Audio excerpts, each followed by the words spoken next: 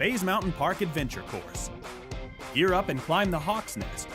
Work together as a team to complete 4 high ropes challenges, all while suspended 40 feet in the air. Finish with a zip through the canopies on our 310-foot zip line. Our ground course features 9 exciting challenges and is perfect for large and small groups. The Baze Mountain Park Adventure Course. Thrilling fun for group events, parties, and field trips.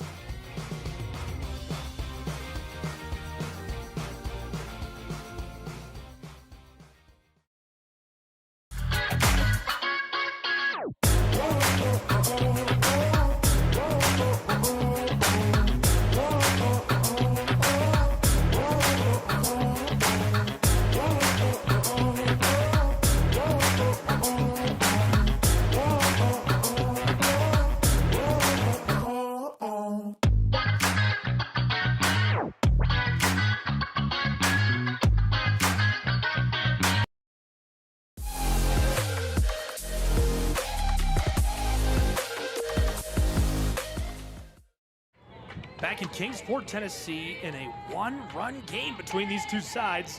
Glad you're with us as the Pikeville Bears are back to bat. They trail by just a run in the bottom of the 4th.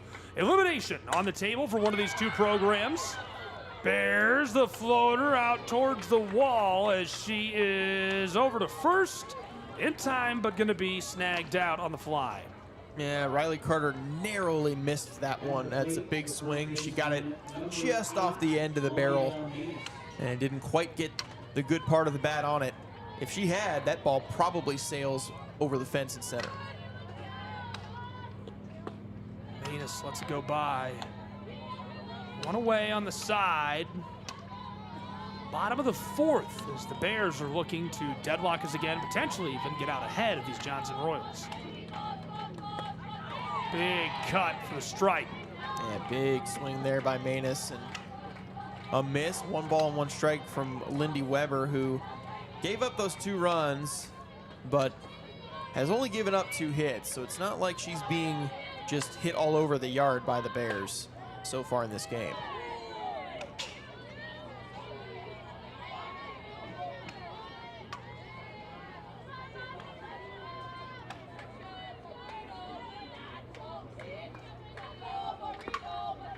Lets that go as well.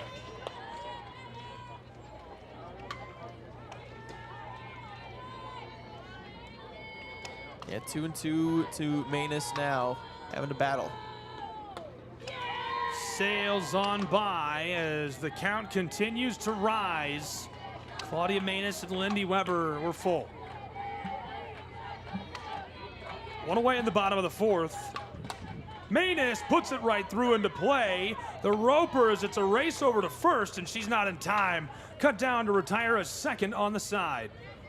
Yeah, 2 away quickly here for Pikeville in the bottom of the 4th inning, as the offenses have calmed a bit, as the last 3, well, 2.5 half innings now, I guess 2 2/3 half innings have not resulted in any runs.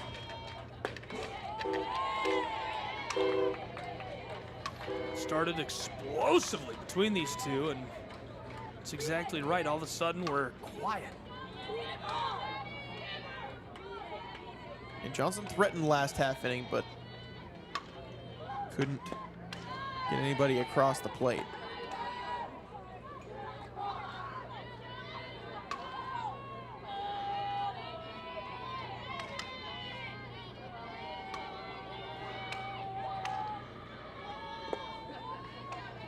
Bears, Maddie Horn gonna step off. She's 1 for 1 in today's game, and the count in her favor by just a hair as it's 2-1.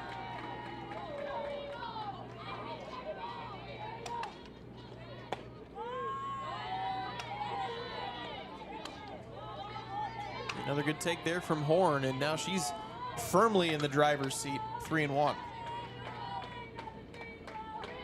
Lindy Weber, the payoff pitch. And they're gonna say she got her looking. Strike 2.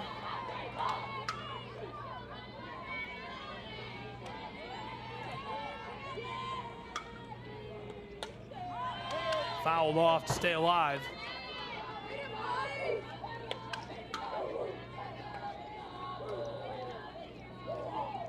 horn battling here, full count, and just trying to get something going for Pikeville here in the inning with the 2 outs on the board already.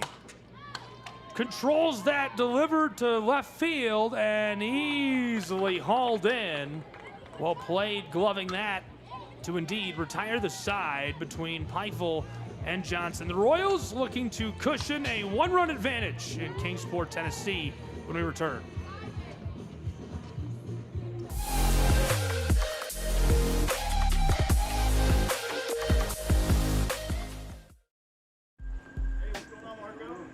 We didn't come to fix Marco's brakes because it was convenient or fast. We did it because Marco has bigger fish to fry and a lot of hungry people to feed. Kraus Family Ford. Passion drives purpose.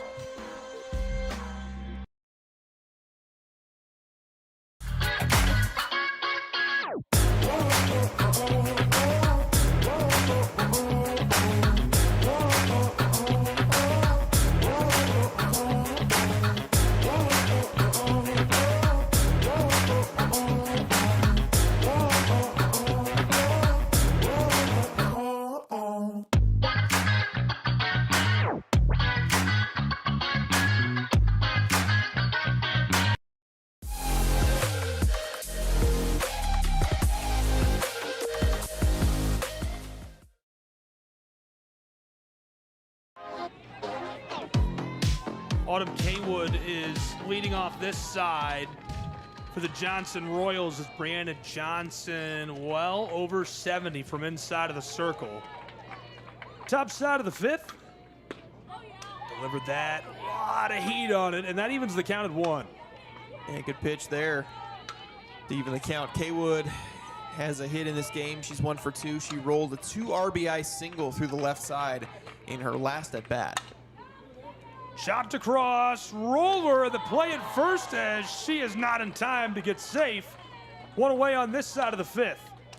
Yeah, Emery fields that, throws a laser across to Manus at first base. Manus turned her head because it was thrown so hard at the last second, catching the ball. Emery threw a missile across the diamond.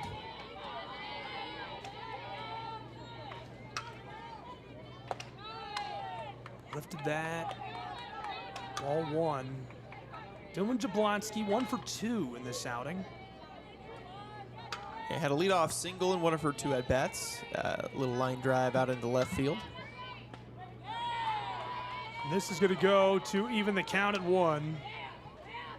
The season on the line for so many of these players. Johnson and Pikeville up for elimination following today's game. The winner will move on to our championship bouts. Final couple of games are coming up. We've got a 4th game today where our participants yet to be determined. 2 games tomorrow and a potential 3rd. As this is floated down the right field line and collected from second base to send us second back to the dugout. Yeah, great work that time, tracking that pop-up down by Caden Dunlap, the second baseman, moving over toward the foul line. Always a tough play when you have to range that far out of your position to make a catch on a ball in the air that's slicing away from you. So well done by Dunlap. Delivered that for strike 1 immediately with 2 away in the top of the 5th. Reese Burns 1 for 1. Yeah, was able to lay down a sacrifice bunt in her 2nd plate appearance, which does not count against your statistics for the day. Love to see it. Floater is going to go foul harmlessly.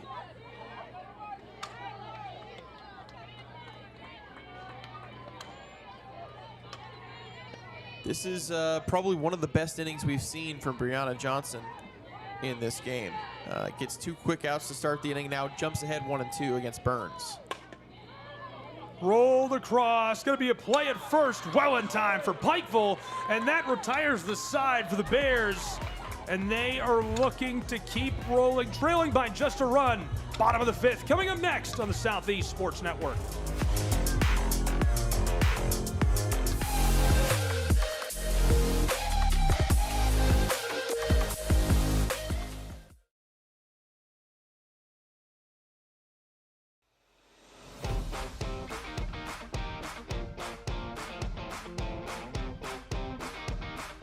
The Baze Mountain Park Adventure Course. Gear up and climb the Hawk's Nest. Work together as a team to complete 4 high ropes challenges, all while suspended 40 feet in the air.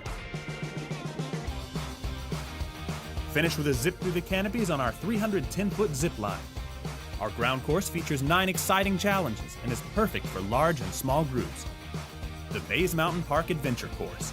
Thrilling fun for group events, parties, and field trips.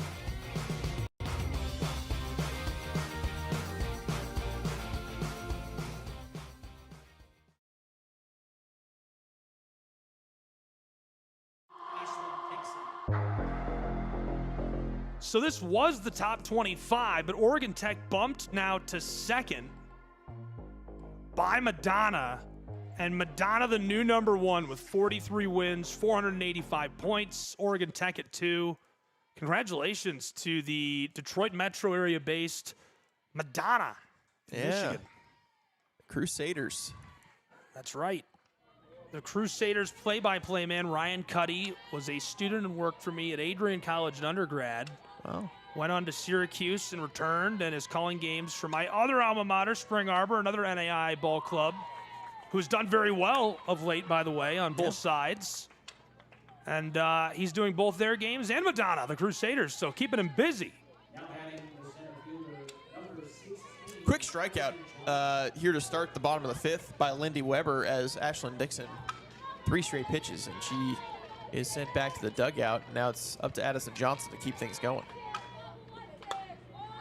Johnson, left side, controlled to send her back to the dugout immediately.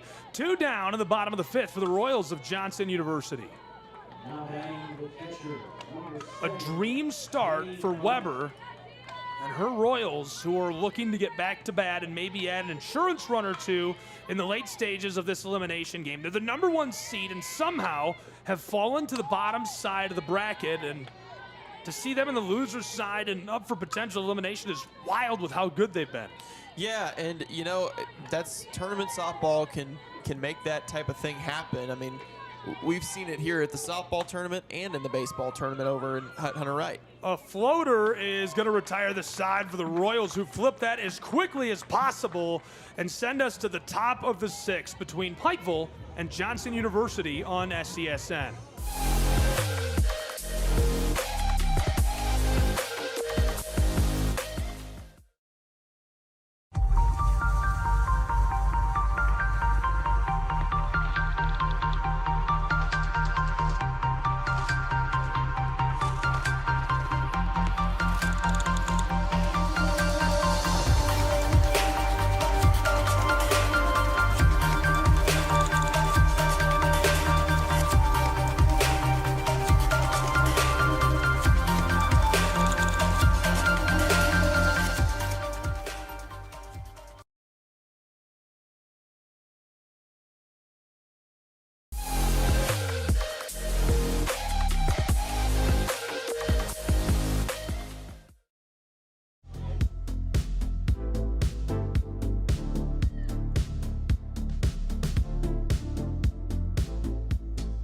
Back in Kingsport, Tennessee. What a beautiful setting for a softball tournament. We always enjoy playing here. It is a beautiful, sunshiny day at Brickyard Park, and it's elimination day, unfortunately. It's hard to be a part of that, I won't lie. I love watching them have fun, and you know, it's a tough reality. It's part of what makes it fun, the thrill of potential elimination, some stakes to it, but man, still hard. Yeah, always difficult as an athlete to go through that as well. You know, it's always, there's the potential in these elimination games. This is your last game, and for seniors, last game ever. You know, so that's definitely a huge burden to carry coming into these types of games. Controlled that. The floater, as she is retired, one away for Pikeville after they were flipped immediately in our last half inning. You know, I've noticed in this game, really, I mean, the pitchers have settled in. The pitchers have settled in really well on both sides.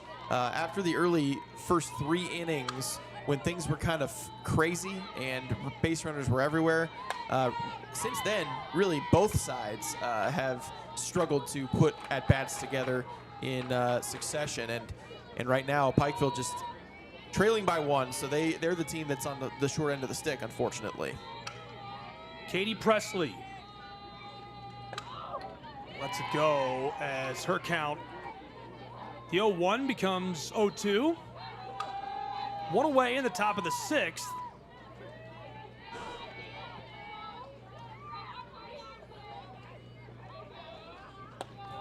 Lets that go as well for ball 1.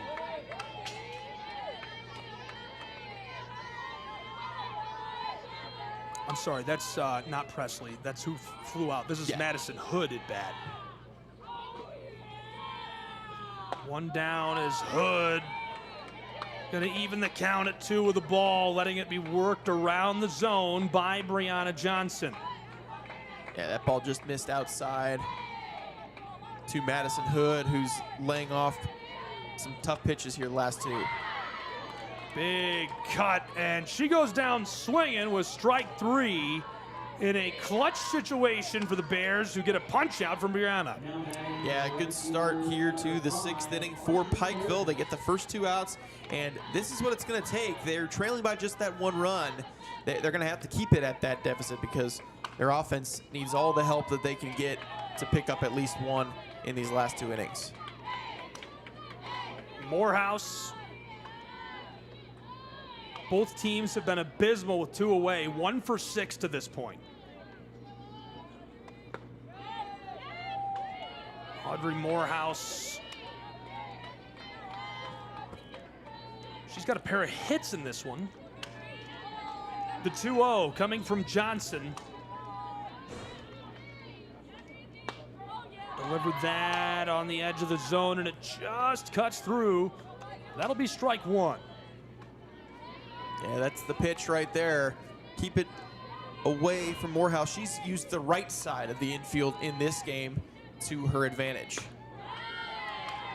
Strike 2, the count even with 2 away in the top of the 6th. Yeah, it's not often necessarily that you see the slap hitters hit the ball to the right side. It happens every once in a while, but that's what Morehouse has been able to do so far in this game.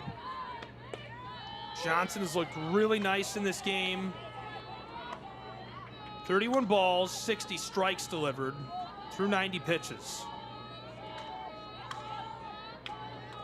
This is her 28th batter faced as we've rolled through this lineup a couple of times.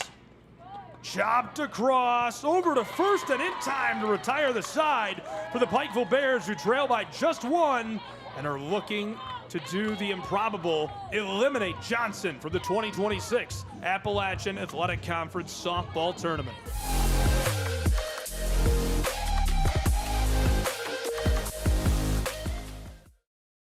The Southeast Sports Network is now on Amazon Fire TV. Now you can download the SESN app and watch on any Amazon-enabled device, such as your Fire Stick. The easiest way to download the app is to go to our website, find the Watch SESN tab, and click Fire TV app. Then just select your device from the list. That's it. Free and easy. Enjoy watching the Southeast Sports Network on your Fire TV, Fire Stick, or Fire tablet with just a few clicks.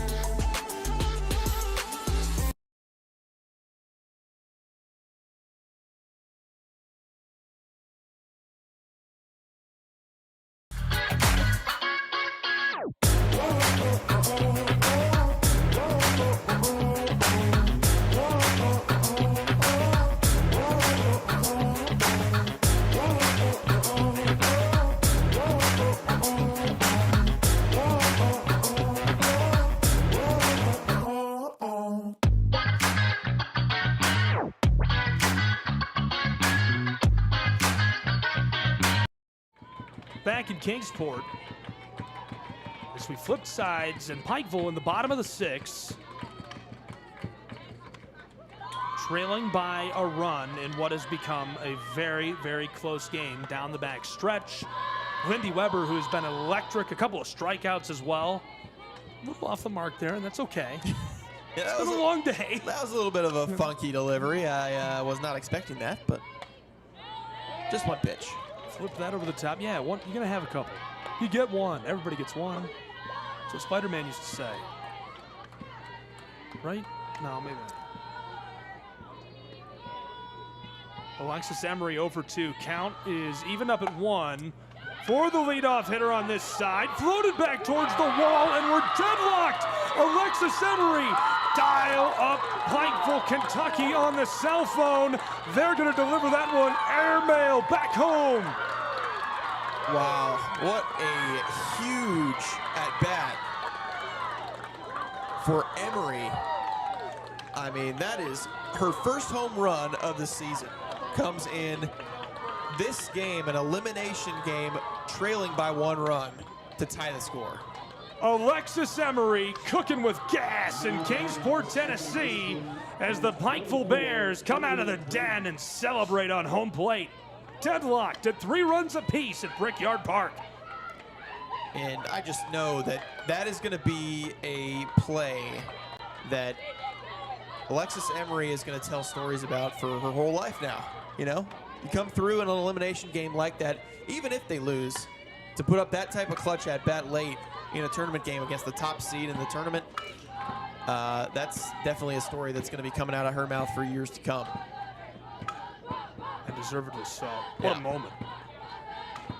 So far, our play of the day, and probably one of the top moments of the entire tournament, coming through in the clutch with a big swing, though. Caden Dunlap behind in the count. So 2.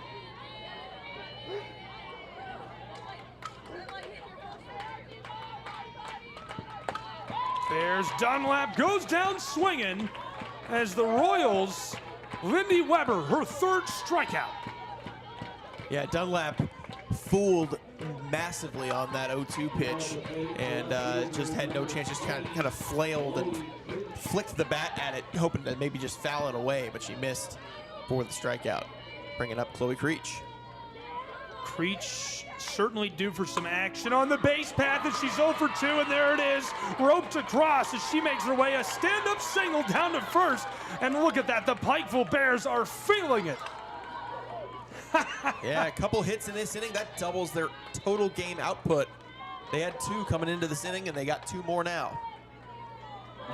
That's a wild stat. Doubling your output in 1/2 inning late in the tournament.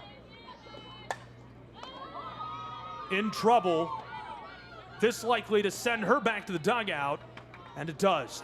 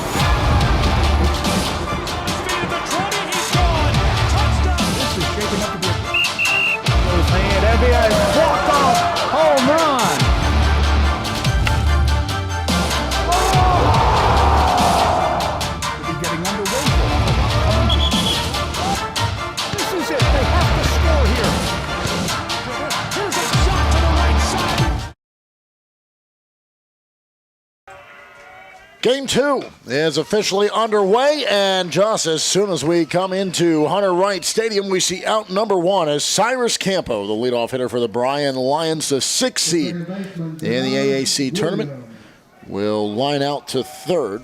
Mark Shelley alongside Lorenzo Robinson, and a interesting game on the docket here as we saw Milligan stay alive in the loser's bracket, defeating Reinhardt just a while ago. And here, it's the Pioneers of SMC. They're the 4th seed in their first year in conference play. As a second straight ball goes to the left-hand side, and that one's going to get down for 2 bases. As Denaj Williams, who normally bats either in the 3 or 4 spot, bumps up to the 2 spot. And the man who started off the 9th inning yesterday against Milligan with a leadoff double to then come around and be the decisive run to knock off the 11th ranked team in the country, he finds himself aboard at second with 1 out. Yeah, the freshman of the year remaining hot for Bryan, getting himself in the scoring position. Bryan Lions trying to keep the good times rolling here in Kingsport, Tennessee. Campos and Williams, now Caleb Ramsey. He's the 3rd batter of the order. And he'll check his swing. And he'll look down, they'll say he went. And it's strike 1. This is Hunter Doyle on the mound for SMC. He's the right-handed pitcher. And facing his 3rd batter. Then it's Will Curcio, Morgan Halliday, Jaron Morris, the catcher, drops all the way down to the 6th spot today. Cade Cook, Jack Reynolds, and Caleb McCarty are the remainder of the 9 in order. Backside of the battery for Doyle is Dario Estradillo. He's behind home plate down to the first base side. That's Blake Exesian, as that is popped out to left center field. And it's caught for out number 2, and Williams can hold at second. So then at second base, it's Elijah Franz. Brady Jeffcoat, is at third base. In between them is the shortstop in Cohen Bridgens. Tanner Martin's out in left field. Right field is Lane Schrader. In between them is Jaron Pinckney. So 2 away here in the top of the first. Hunter Doyle on the mound for Spartanburg Methodist, the freshman. He's had a strong season thus far. He's making his 9th start of the season, a 4.13 ERA. He's given up 1 hit, and it's Denaj Williams there at second. Lions trying to capitalize and make something of it, as it's Will Curcio, the 3rd baseman. And that was a 2-1 final. It was a thriller. Milligan, the 1 seed and ranked 11th in the country, upended in a 2-1 final. As that's a chopper over to short. Hops into the glove, thrown over in time. Williams is stranded at second. And the outs come around his double, but nothing more for the Lions. We go to the bottom of the first, and the Pioneers bring up Jeffcoat, Franz, and Exesian to start things off.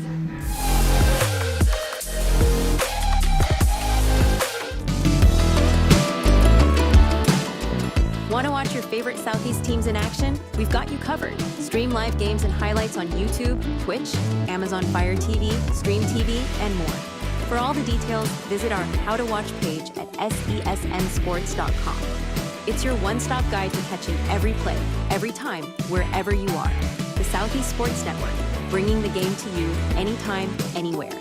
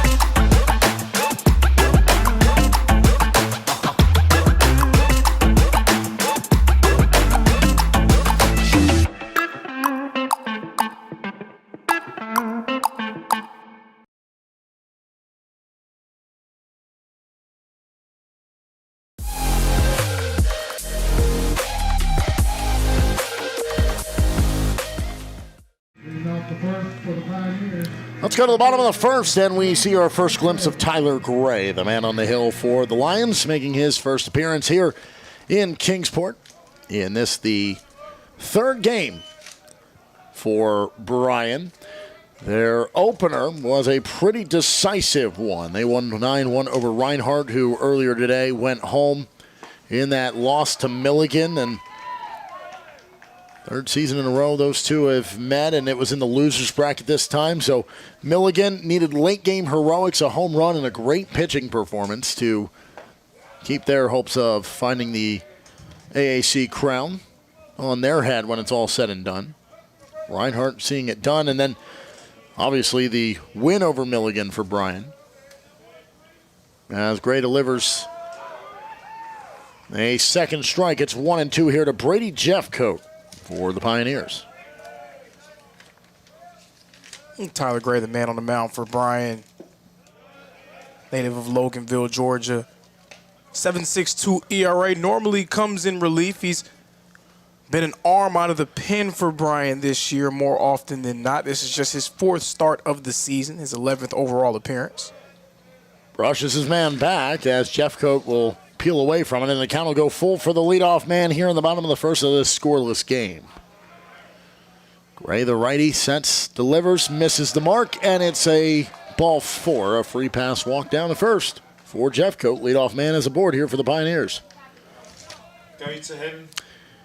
The second baseman, Elijah Franz will come to the plate, and, well, who didn't have a good day against CIU in their opener in that 9-1 final? Franz grounded into a double play to start the day and then had back-to-back singles, picked up a third one later on, and reached on a walk. On none of those occasions did he come around to score, however. That's a chopper down the first base side, a quick flick off. That'll get the out, but the bunt does its job, and it moves the runner into scoring position. Play the small ball and see if you can win the prize at the end as Jeffcoat stands in scoring position, representing the opening run of the ball game. Yeah, Spartanburg Methodist really getting things going, showing off their offensive prowess, so to speak. One of the better offensive teams in the conference, and they flexed that muscle in that win against CIU. CIU was the first team eliminated yesterday, losing both games.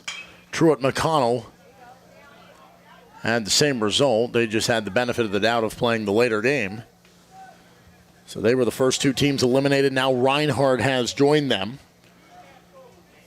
So here on day 3, we've seen 3 eliminated. We'll have one less team to go later on today. Pikeville and a surprise in Johnson will meet in the game following this one, as that's grounded over to first and flipped off to Gray, and that's out number 2. Advancing that runner over to third base. Figure if you can get a base hit here, you'll be able to strike first against Bryan. So Exesian is out, bringing up Tanner Martin, the left fielder.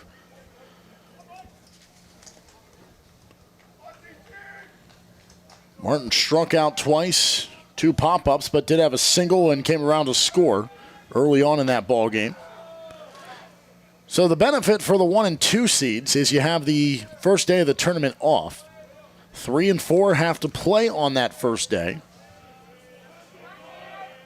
That is 4 seed Spartanburg Methodist and 3 seed Tennessee Wesleyan, who we will see in the last game of the day today. And they will have kind of the early surprise of the tournament in the offensive juggernaut that has been through 2 games Montreat. 21 runs through those 2 games, including a dismantling of Johnson last night. 11-3. The 8th-seeded Cavaliers came away victorious to keep themselves in the win column, so that'll be a fun game later on tonight. And that's what's so interesting about this conference. We've spoken about it before, that log jam taking place between the spots of 4 through 9. So all of those teams, they come into Kingsport believing that if they have a strong week, if they can string some wins together, they can maybe prove themselves in front of the committee and hope to try to secure an at-large berth into the national tournament. 2-2, rung him up. Gray bounces back with a runner in scoring position and finishes the inning with a strikeout as Martin is retired looking. And that'll end the inning, and we are scoreless through one as we go to the top of the second. It's Halliday, Morris, and Cook to lead things off for the Lions.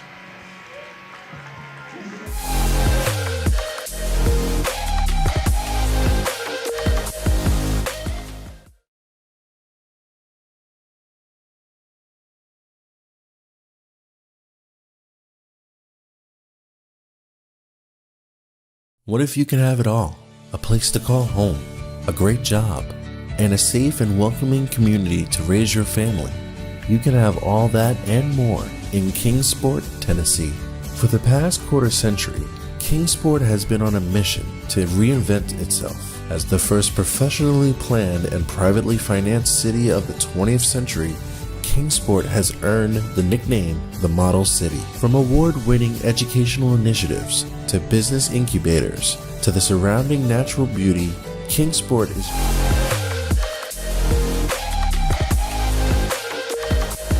I might say that one. Bryan and SMC, game 2 of 4 on the day. And can you tell it's game 3? We're up here rationing out our energy drinks. Just like trying to work through your bullpen of who goes today, who can you save, should you win, and all that kind of stuff. We're up here of, well, if we can get through 6 innings of this ball game on still the first game's energy drink, then we jump over to this one and drink here. We should be able to make it all the way to the end. Maybe get in trouble, have to go to the pen and crack one final one for game 4. We'll see what happens. But here in our game at hand, the actual game that matters, where they have to do some real juggling around and some decision making. Right now, no decisions have to be made other than get back out there and keep on playing as we go to the top of the second. And Morgan Halliday, who drove in the winning run in the top half of the ninth last night against Milligan, the DH leads things off with nobody on in front of him. So that'll be a 1-1 count, as that's in there for strike 1. And that'll go foul, and it's 1-2. When Halliday came to the plate, it was a very opportune situation that was set before him as he shoots this one out to deep right, and that's going to get down right at the intersection of the wall and the warning track. He'll slide into second. He is safe with a double. And to that point, Holliday's had such a strong year all season long for Bryan. A lot like Denaj Williams, he's also a freshman. He came into this game batting .309. If Williams didn't have the year that he had a real case for freshman of the year. So the Lions have the leadoff man aboard, and to finish that thought, what he just did to lead off the inning is what Williams did in the top of the ninth inning last night. Led off with a double. There was an out following that, and then the RBI single by Halliday drove in the run, and it would be the run that ultimately ended that game and sent Milligan to the early game this morning in which they have won. That pops right off the bat. They were trying to just lay down a bunt from Morris, and instead it completely backfires, and Doyle is able to grab it.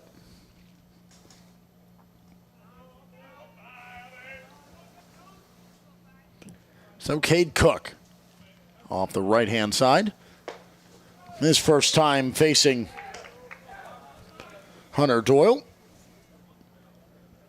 Astrodillo, Pinckney, and Schrader will come to the plate to lead things off in the second for SMC in the bottom half of this frame.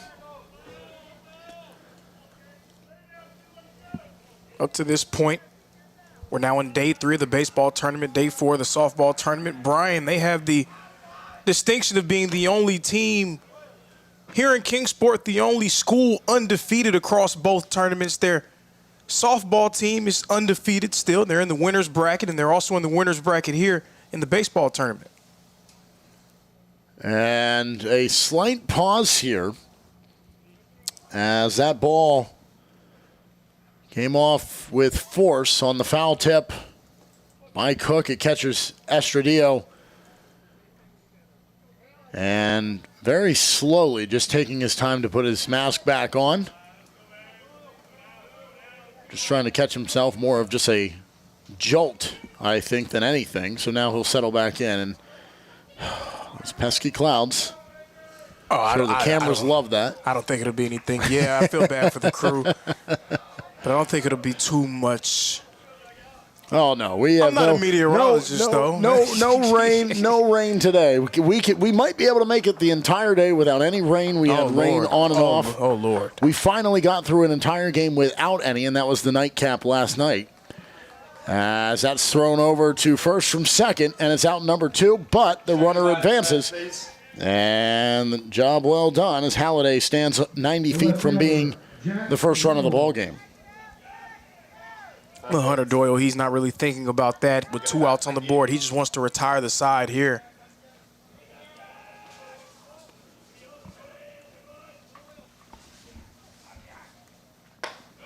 And that's a high pitch for ball 1 to Jack Reynolds out in left field today. Reynolds, another freshman in this lineup. He's been a bit up and down at the plate this year.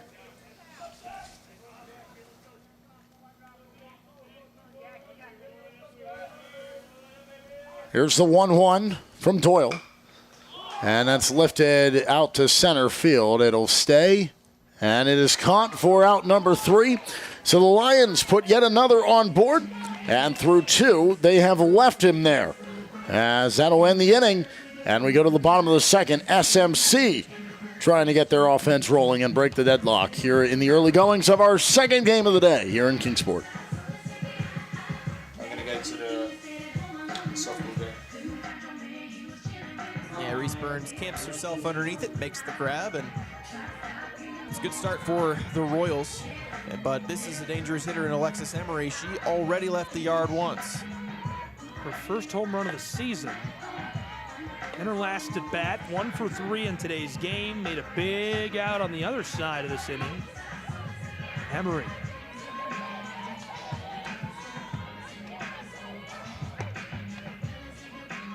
Johnson deals as that sails on by the 1-0. And you can feel how much the energy changed. It was fun, light, and airy in the venue until the end of the 6th inning. The 7th felt pretty tense, and it is vicious inside of Brickyard Park. It is electric. Everybody is still and bated breath. A lot of pressure on these 2 programs. Emery wanted the walk. He'll say that's strike 1. Yeah, I think she thought it was low, and the call, though, goes in favor of Lindy Weber. Great salesmanship. Go ahead and start walking. That was a walk.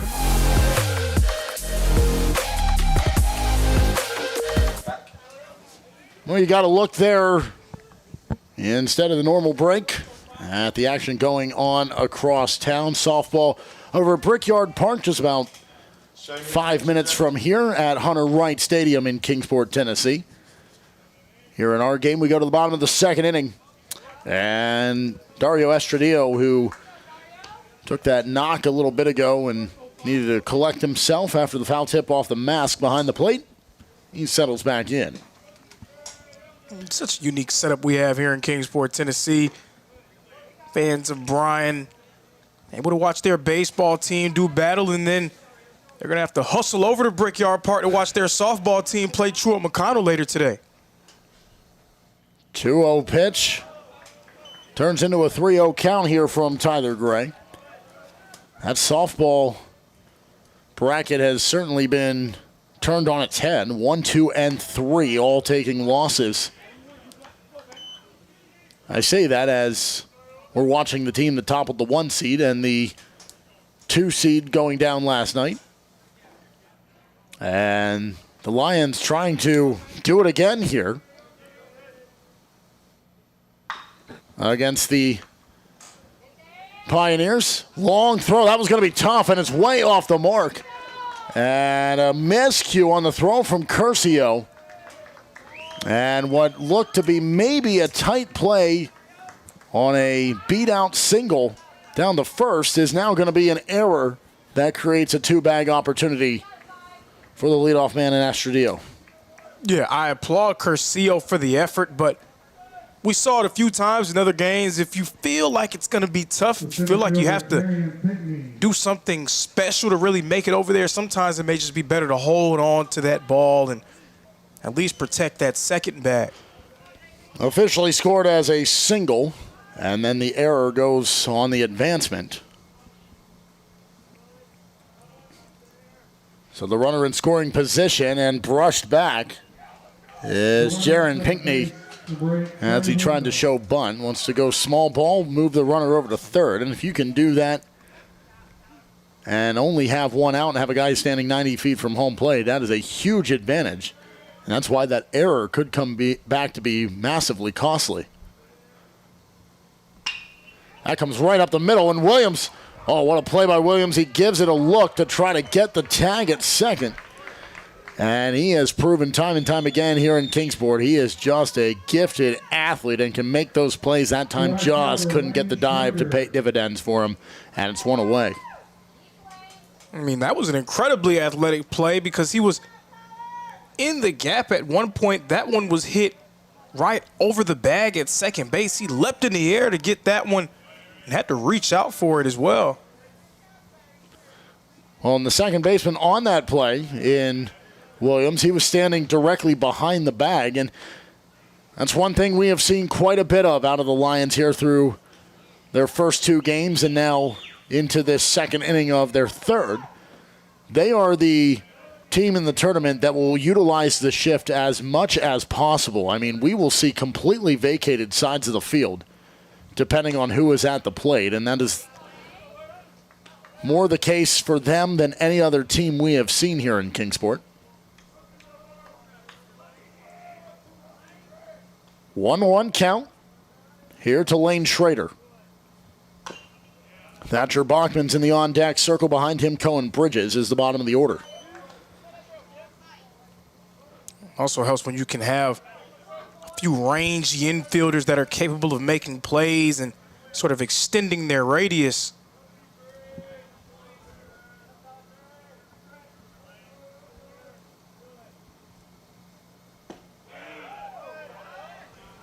And 2-2 is what the count will move to as that one misses low and away. An out, a man on, and no runs have scored for either side, and now Gray wants to take his time here before settling back in.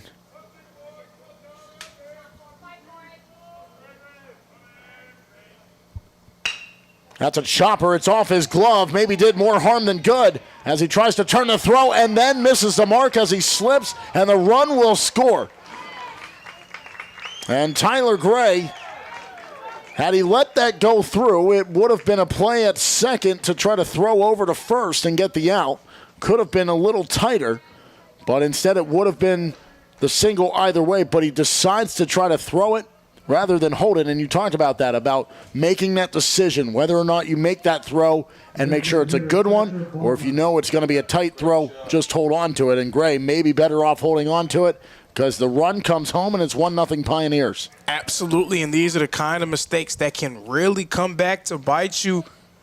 That's twice now, Bryan. Two players who may have been better suited just holding on and protecting that next bag, instead trying to make the hero play. Double screen because they're in bottom of the 8th for 2 outs, 2 on base. So the run comes home, and rather to beat we'll still be here, but we do have an update coming across the way. We've seen really all game. As Pikeville's hits have mostly come early. Pressure situation from across town. And what is a tight game in the winner's bracket Lindy Weber over there. Has managed this very well for Johnson and is facing the most pressure she's faced all tournament. Johnson and Pikeville, 3-3 bottom 8. Tight ball game here early in ours. That is launched high but foul.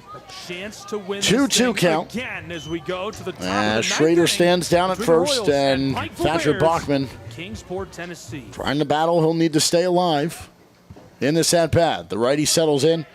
Gray trying to shake off the mishap from the last at-bat. We're backing completely. They've gone to the 9th. So a good game across the way and still no decider, and they're into the 9th inning. But it will be still a few innings shy of what we saw the other night. That CIU Johnson game, that went 12 innings late into the night because of the weather, and it just kept on going. No one wanted to lose that game, but CIU finally did come up short as that's popped foul, and Bachman is retired. Yeah, just so dangerous against this Spartanburg Methodist team. Again, top 5 in hits, top 5 in batting average coming into this game. So effective offensively. They haven't even gotten going yet, so for them to string together a run this early could potentially be dangerous for Bryan. Cohen Bridges, shortstop, will chop over to second, fielded by Williams, throwing the first. That's out number 3, but damage done first by the Pioneers. They pick up the opening run of the ball game, and it's 1-0 as we go to the top of the 3rd.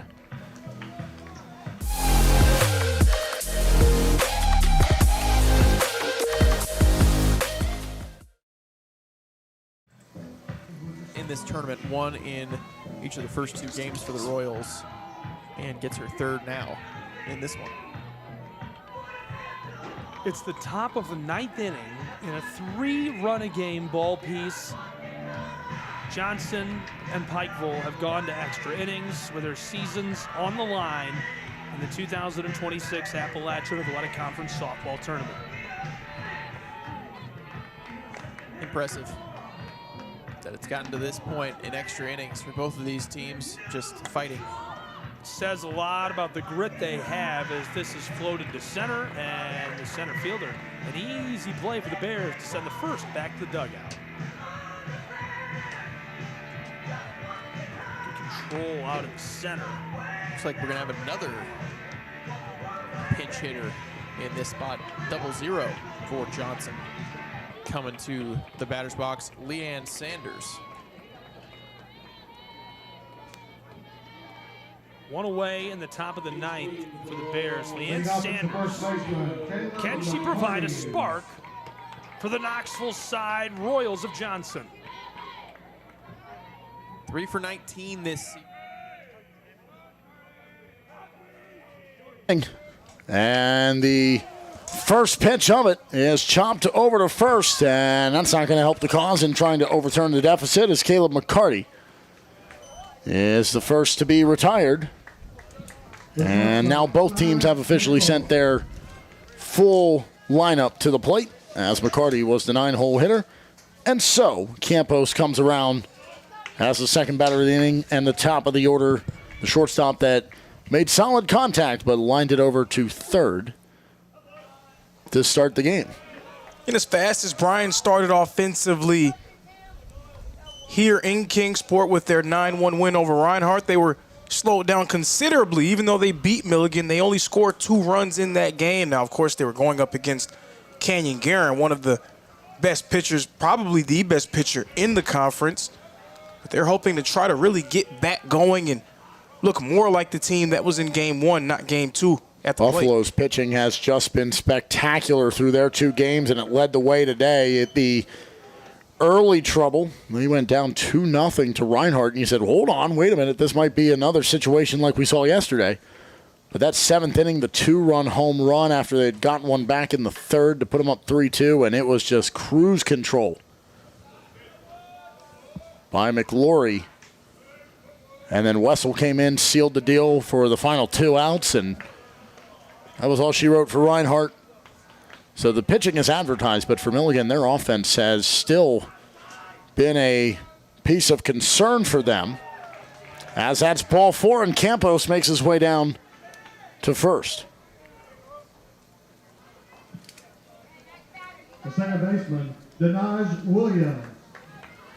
Williams doubled last time up. If he does it here, he can really put the pressure on to try to tie this game and put himself in scoring position. And maybe if Campos can get the jump on the contact, can try to turn for home depending on where this is placed.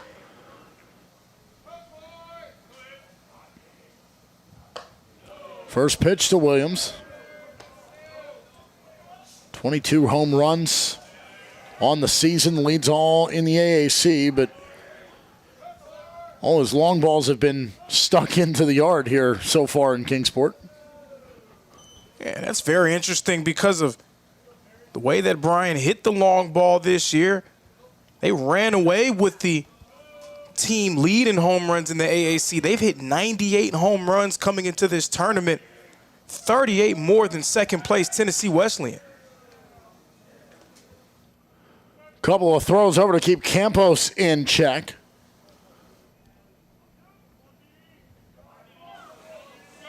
The native of Grapevine, Texas. Takes his lead, and Williams, got a piece of that one, but it's rocketed down toward the holding area where the entire pitching staff is out there getting a tan in this sunshine.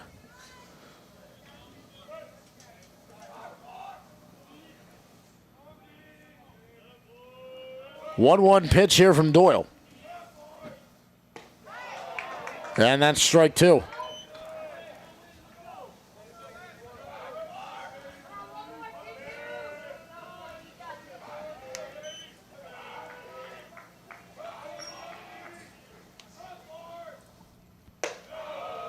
That'll find itself outside the strike zone, 2-2. Williams has struck out 37 times. That is fourth most on the team. As he chops this one over to first. Oh, nice grab. Can he get back in time? Williams is trying to put the head down and get there, but he can't. On a great play by Exesian to stand up, touch up the bag in time for out number two. The center fielder, Caleb Ramsey. Despite the out, Campos moves into scoring position. He's the tying run as Caleb Ramsey comes to the plate. Show me the guy on second. Even though he's made his way to the dugout, a note on Denaj Williams. He's an alum of the Rayburn Gap School up there nestled in the mountains of Northeast Georgia. The Rayburn Gap School, of course, has garnered a lot of attention for being a preeminent boarding school. They've introduced sports to their school very recently, and they've relied on a heavy overseas population when it comes to their sporting teams. And they've had a lot of players make their mark across pretty much all sports over these last few years. Ramsey gets a hold of it, and that would spell trouble if he straightens it out, but it's too far wide.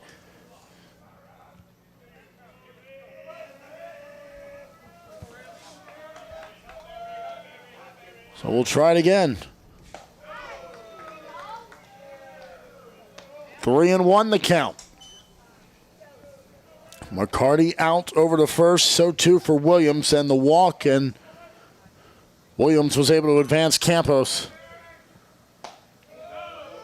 And now Ramsey is down at first. 2 walks in the inning, dealt out by Doyle. And it's 2 men on, and the go-ahead run is down at first. The tying run is over at second. And Curcio will come to the plate. Curcio had a rough outing, and really, despite the win, pretty much everyone had a rough outing yesterday against Guerin in the win over Milligan. Got into trouble in the first. Guerin got out of it. 1-2-3 in the second go the Lions. They score on 4 batters in the third, and then 1-2-3, 1-2-3, 1-2-3, 1-2-3, all the way out until that 9th inning. Guerin got into that rocky start, bounced out of it. He put on an absolute display for the AAC Pitcher of the Year. Curcio struck out twice and then 2 ground outs. Here's the 0-2 to him. And he'll rip that out to left field. It's got a chance to get down. This is going to tie the ball game. It's off the wall, and they're going to send the runner. They want the lead. Ramsey trying to come home. Can he beat the tag? It's not on the money. Ramsey is safe. It's a 2-1 Lions lead.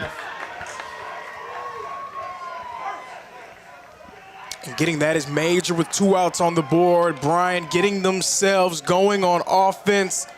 Something we didn't see a ton of yesterday. Morgan Holiday. They are showing they are released from the shackles of Canyon Guerin. Curcio, the 2 RBI double. And it's a 2-1 Bryan lead over the 4-seed SMC Pioneers.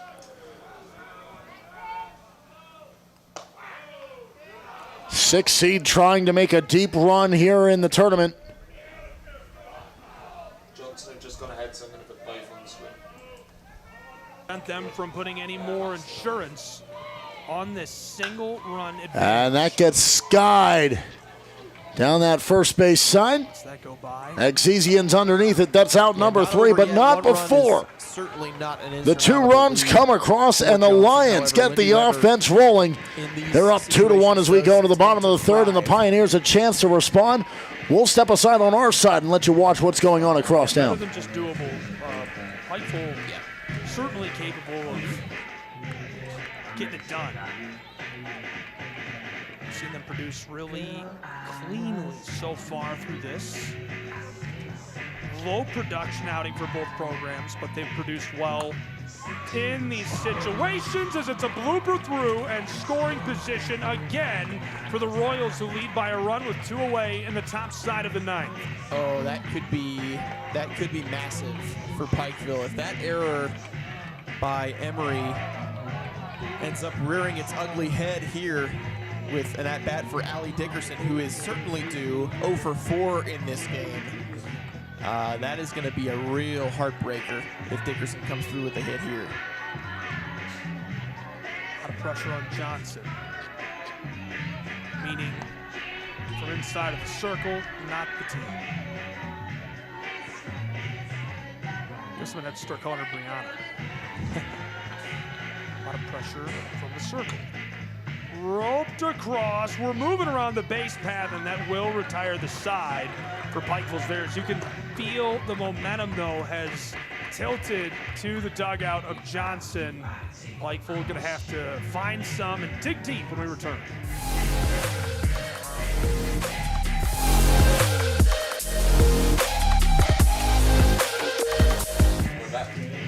The third baseman, Brady Jeffcoat. We go to the bottom of the 3rd inning. Pioneers scored last inning to take the lead. Now they need to score again to tie the ball game. As Bryan answers with 2 of their own. The 2 RBI double by Will Curcio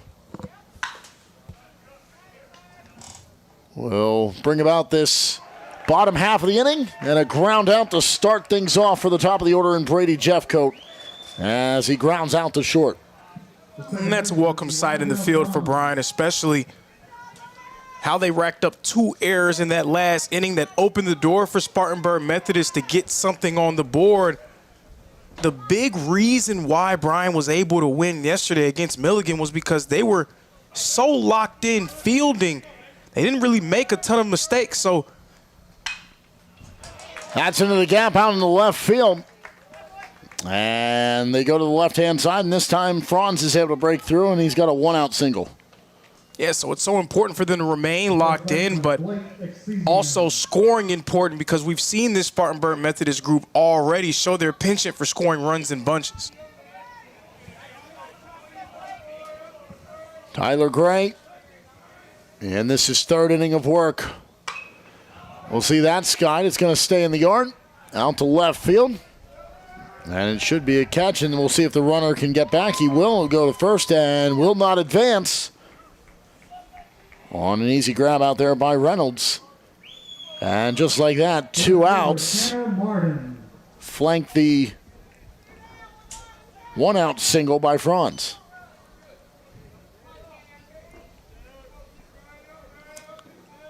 Tanner Martin at the plate, the outfielder from Hickory, North Carolina, home of Lenoir-Rhyne University. Chopped over to third, thrown in time, and he can't pick it out of the dirt. That took a nasty hop right in front of him, and Caleb McCarty couldn't grab it. The run will score to tie the ball game, or will it? He's safe. He beat the tag, contorting his body. Not enough for Morris. And the run comes home, and just like that, Franz's run makes it a 2-2 ball game, and a run scored in back-to-back innings for the Pioneers. And for Martin, he stands safely at third. And another critical mistake being made in the field by Bryan. Those mistakes opening the door for Spartanburg Methodist, and they're walking right through it. You good? You can reset. Thank you. So Martin at third. A run has scored, 2 outs. And Astrodillo comes to the plate yet again. If he can replicate the effort from last inning, that single will drive in a run. And here is that shift we talked about. There are 5 to the left-hand side of second base.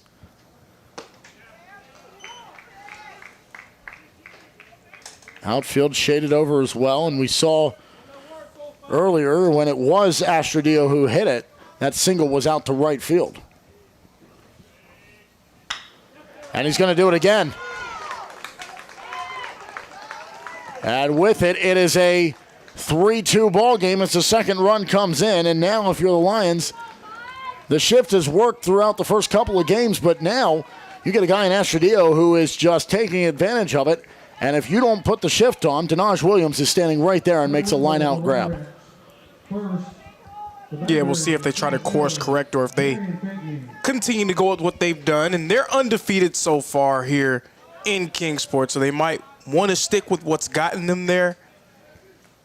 But, I mean, the fielding mistakes definitely biting Bryan right now. They're up to 3 errors in just these last 2 innings. 3 errors is not something you like to hear about in a series, let alone in one game in a winner's bracket game. So the Lions need to clean things up here. As to the plate is Pinckney, and they'll throw over to the pinch runner and Trey Wendell, who's down there for Astrodillo.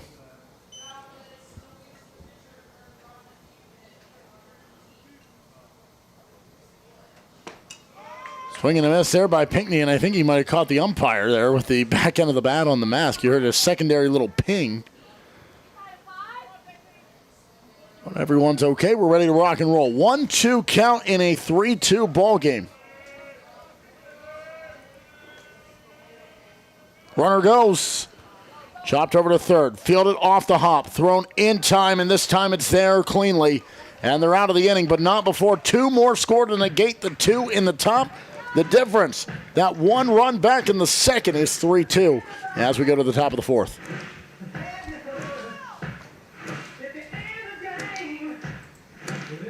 A runner in scoring position after the errant play. 2 away for the Pikeville Bears, but quite the opportunity on their pause with 2 on the base path. Drop that through for the strike. Ooh. Count filling up, 2 away. Danny Crum 0 for 4 with the season on the line for the Pikeville Bears. Johnson Royals looking to play spoiler, and Lindy Weber, she's already got 6. Deals, it's chopped at, going foul down the right. Watch, I mean, the ebbs and flows, backs and forth. I mean, it's been something. Best game of the tournament so far. Got a hold of this, down the line and in time to retire the side and send the Royals of Johnson on to our final few rounds of softball in Kingsport. The Royals win and advance in the 2026 Appalachian Athletic Conference Softball Tournament. Congratulations to Johnson University, and I would be remiss to not congratulate Pikeville on an excellent deep run through the tournament. They really brought the heat and pushed Johnson to their... So Johnson survives with the win 4-3 over Pikeville. Across the way, and that game wraps up just in time for us to move to the top of the 4th inning. As Doyle deals a second pitch to Morris, and Morris puts it down the third base side yet again, and he's quickly behind 0-2. Again, Bryan putting some unnecessary pressure on themselves with those errors in the field. You already have to contend with such a strong offensive unit. That's down the first base side. It is juggled by Exesian, and he stands up, touches the bag. It's out number 1. And like you were saying, we've talked about it, especially in the games where the 1 and the 2 seed went down, about making sure you play clean baseball. And if you don't do that, your chances of pulling the upset go by the wayside, and you give up easy runs to a team that will certainly capitalize on them. And the Pioneers have done that here in this one, albeit it is only the narrowest of margins to their credit. 3-2 here in the top of the 4th. We've seen scoring in each of the last 3 frames. Can it be one more here? Chopper down the third base side. And Cook trying to beat it out. He cannot. And that'll do it for out number 2. Yeah, it's 3-2, but if you're Bryan, your pitcher Tyler Gray has given you chances. He's already got a K today. He's already went through the lineup in 43 pitches after 3 innings. 3 runs on the board, 0 earned runs on his total. So that lets you know guys have to try to lock in defensively. Jack Reynolds 0 for 1 on the day. Flied out to center. And with 2 outs and a strike, he'll foul that off. It's 0-2.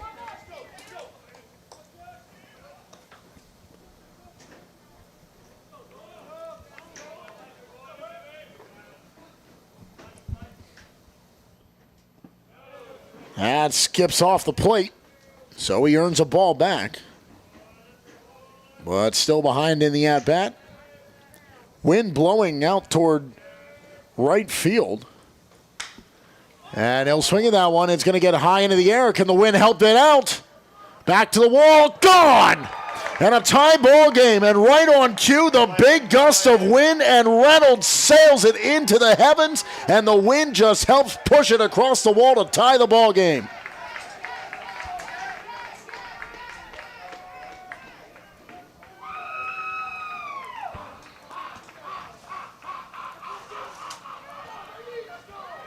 That thing went up there and just continued to carry. If that's a line drive a little more low to the earth, maybe doesn't get out. But the way it was up there, that big gust of wind, you can see how heavily that flag is pulling out there. And as this has a chance to get down, it will not. And that'll end the inning for McCarty. But that ball carried, it got across the fence, and Reynolds has tied the game with a swing of the bat. Each of the last 4 half frames have seen a run produced. The ones negate each other, and so do the twos. We are level. 3 runs on 4 hits for both teams as we go to the bottom of the 4th, and the Pioneers come back to the plate.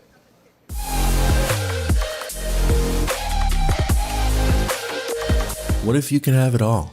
A place to call home, a great job, and a safe and welcoming community to raise your family. You can have all that and more in Kingsport, Tennessee.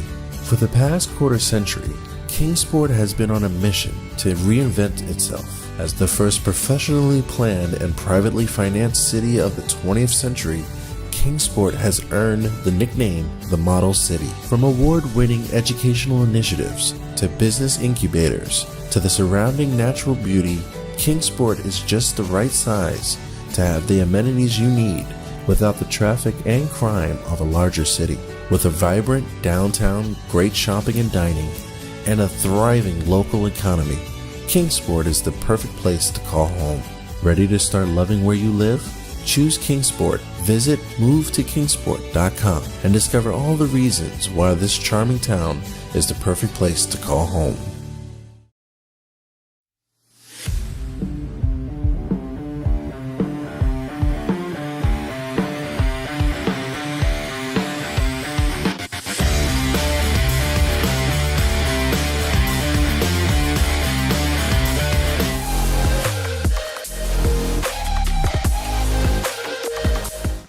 is the right fielder, Lane. Jack Reynolds has made it a 3-3 ball game. A single strike in the top of the fourth has answered the 1 run scored by the Pioneers in their lone inning. As that gets off the wall, it'll bounce down, and it's going to be a double. Sliding in to second is the leadoff man in Lane Schrader. And right in business, trying to keep the run of scoring going are the Pioneers. And I think we all looked at the schedule today and said, yeah, that Bryan Spartanburg Methodist game, that was going to be the one. And right now, it has certainly lived up to the billing. So the home run by Reynolds in the fourth cancels out the 1 scored by the Pioneers in the second, and then each team negated each other in the third, scoring 2 runs apop. That's Scott on the first base side. And making the adjustment to make the grab is McCarty. And that'll do it for, or excuse me, that's Brody Genter over there at first. So they have made that change. But either way, it is an out. I hate to put a damper on things for Bryan again, but imagine where you would be without those errors on the board. Those throwing errors have kept innings alive. They've put the runners in better position, and they have come around to score. And right now, you could be looking at potentially a 3-1 ball game. Had those errors not been taken advantage of by the Pioneers.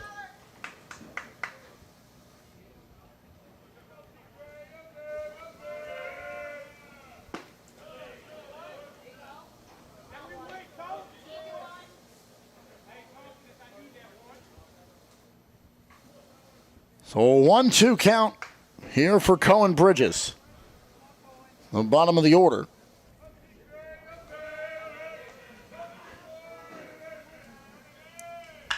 And now he'll chop that over to short. Fielded. They want to get the lead runner. He goes to third. They got him on the tag. Wasn't a force, but he had headway coming down to third, and they placed the tag. And that puts the lead runner off the base path, and it puts a second on the board. So, Mark, I'd like to think of myself as an equal opportunity broadcaster. I'm going to say something when things are going wrong. I'm also going to give you credit when you do great things. Cyrus Campos, great decision there, a nifty play, delivering it. Great job by Curcio to get the tag. I'm just trying to make sure the Bryan folks know I'm not trying to pile on you too much. The left-hand side of the infield, they've had a couple of mishaps on their side going to the right side, but hit left, stay left. They combine for a big out as Bridges is now down to first on the fielder's choice, and Schrader is out. So it's the top of the order in Jeffco here in the fourth. 2 outs on, and that lead runner trying to get third taken away. So needing to do some strong 2-out hitting are the Pioneers if they want to keep their trend of scoring and make it 3 consecutive innings with a run and try to recapture the lead.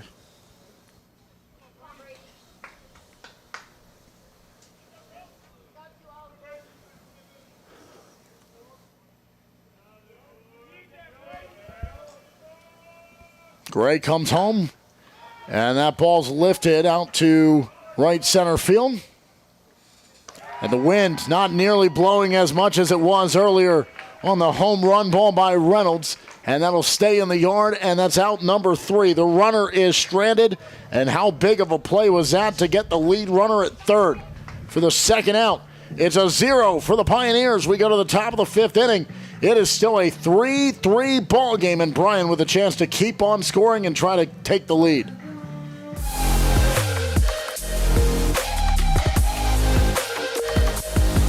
The Southeast Sports Network is now on Amazon Fire TV. Now you can download the SESN app and watch on any Amazon-enabled device, such as your Fire Stick. The easiest way to download the app is to go to our website, find the Watch SESN tab, and click Fire TV app. Then just select your device from the list. That's it. Free and easy. Enjoy watching the Southeast Sports Network on your Fire TV, Fire Stick, or Fire tablet with just a few clicks.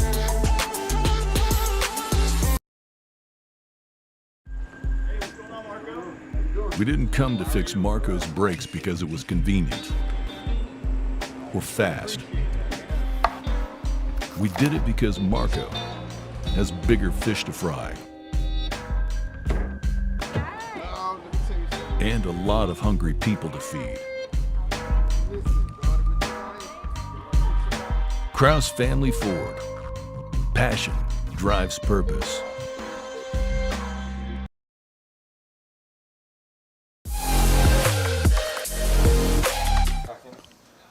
Cyrus Campos leads off. Here in the top of the fifth inning, I've gone to the bullpen, cracked the energy drink here, trying to keep the momentum going. Make sure we don't taper off. It's been a busy set of days here in Kingsport. 4 games a day. And if you've been joining us, you know how fun they've been. Day one, obviously, that's the case, right? It's usually lopsided games. Yesterday, the Thrillers, 2 upsets of the 1 and 2 seeds. And the team that beat the 1 seed, Bryan, they are in a tie ball game here. And a 3-0 count for Campus as Doyle has missed the mark so far. And he throws that in there for strike 1. Needed it, got it.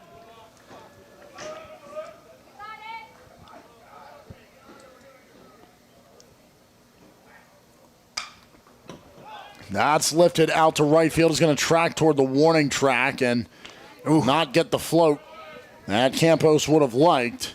And it's out number 1. Yeah, I hate to be that baseball fan that's reacting to every bit of contact, but every time you see something go to right field after that great point that you made earlier about the wind carrying them towards that direction. That just came at the perfect time for round. I mean, the flag was standing straight out toward the hill. That time just kind of wavering. So you got to just time it right and be the guy that's lucky enough to come to the plate right when the wind goes, let's give you some help out toward the trees. Yeah, as soon as you said it, I glanced over there. I was like, oh, it is blowing over there. And I was like, oh, here we go. Well, this one's going to go to the left-hand side into the shallow grass out in left field. And it's caught by the shortstop in Bridges, and it's quickly out number 2.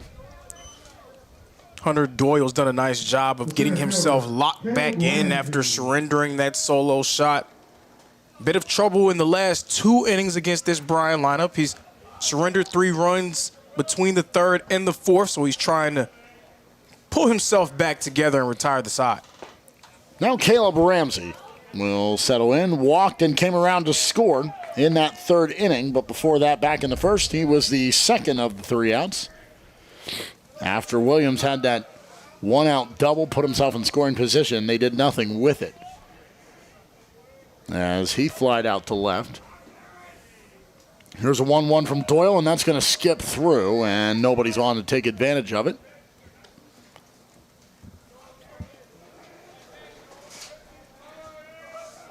Four hits for the Lions, 5 for the Pioneers, and the runs are equal.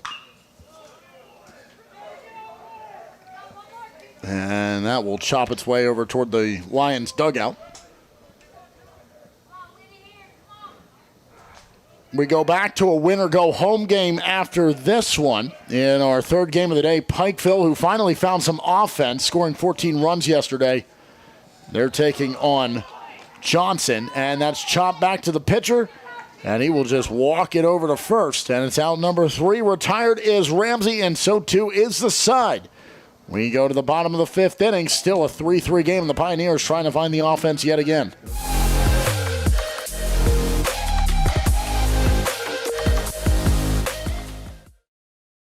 Hold on. The previous play is under further review. I'm not sure what he could review, but okay.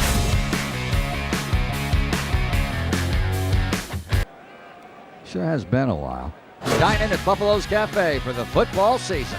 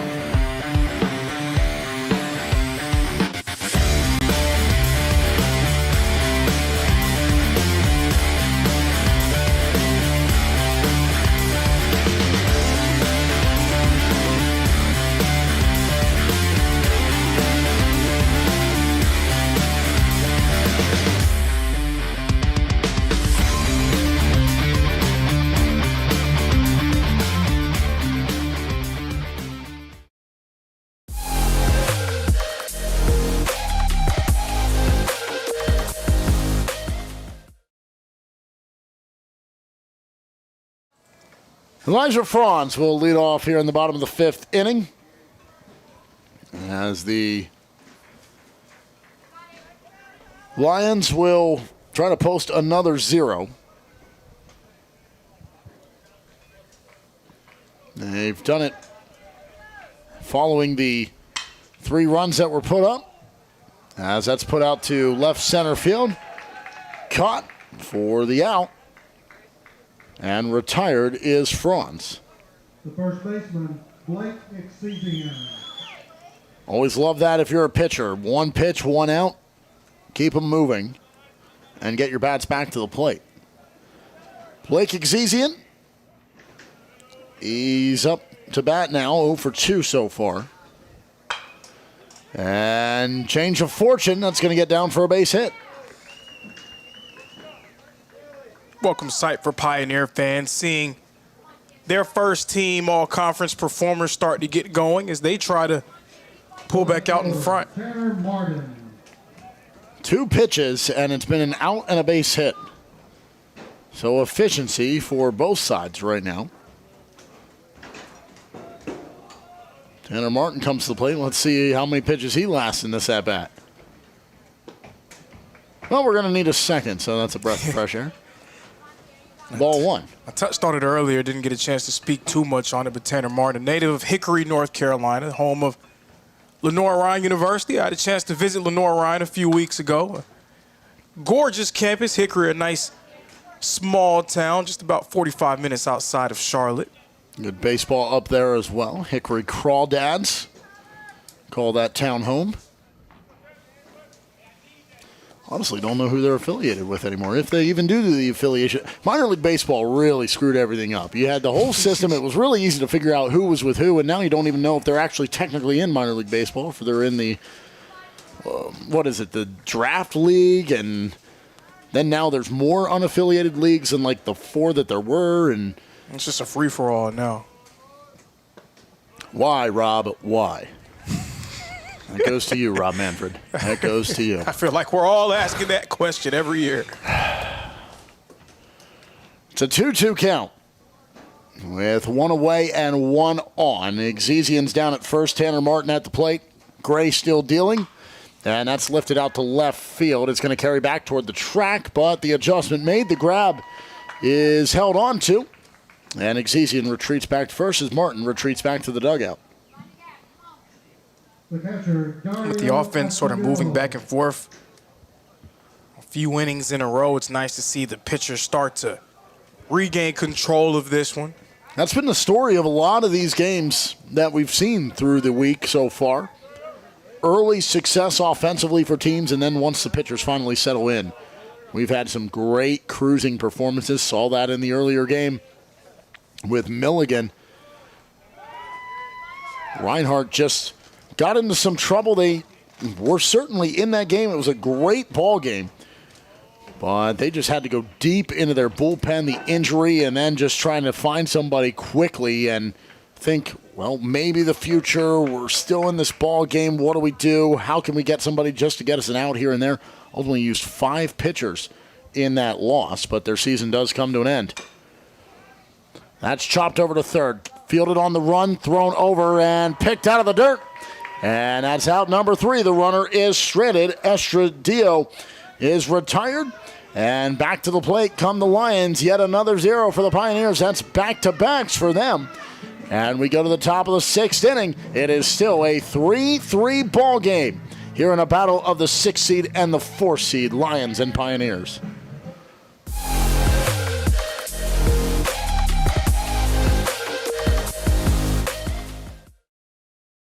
What if you can have it all? A place to call home, a great job, and a safe and welcoming community to raise your family. You can have all that and more in Kingsport, Tennessee. For the past quarter century, Kingsport has been on a mission to reinvent itself. As the first professionally planned and privately financed city of the 20th century, Kingsport has earned the nickname the Model City. From award-winning educational initiatives to business incubators to the surrounding natural beauty, Kingsport is just the right size to have the amenities you need without the traffic and crime of a larger city. With a vibrant downtown, great shopping and dining, and a thriving local economy, Kingsport is the perfect place to call home. Ready to start loving where you live? Choose Kingsport. Visit movetokingsport.com and discover all the reasons why this charming town is the perfect place to call home.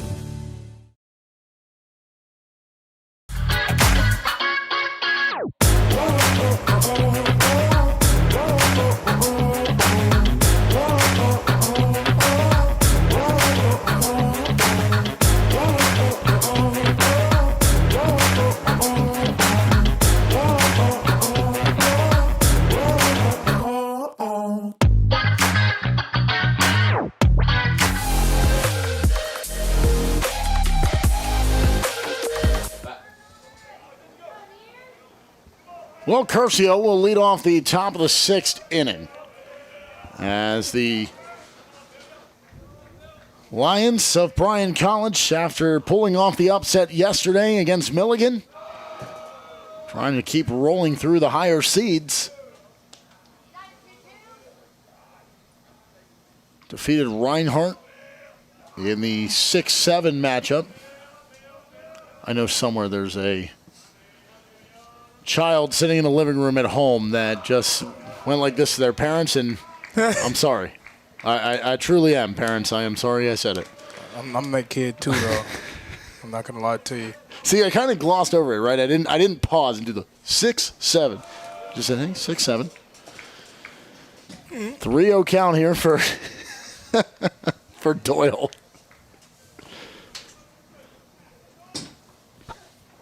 Curcio. He has the 2 RBI double back in the 3rd, and now he has 4 pitches that can't find the mark, and he's down the 1st as Doyle lets him get away. The benefit of these two teams being in the winner's bracket, you probably don't need to have too quick of a hook on your pitchers. You can kind of let them ride it out a little bit, see if they can get themselves out of trouble. And now a pinch runner will come in for Curcio.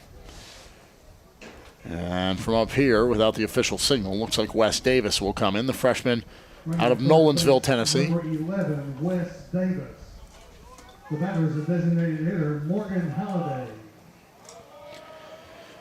Halliday, the hero last night. He's got a double already today.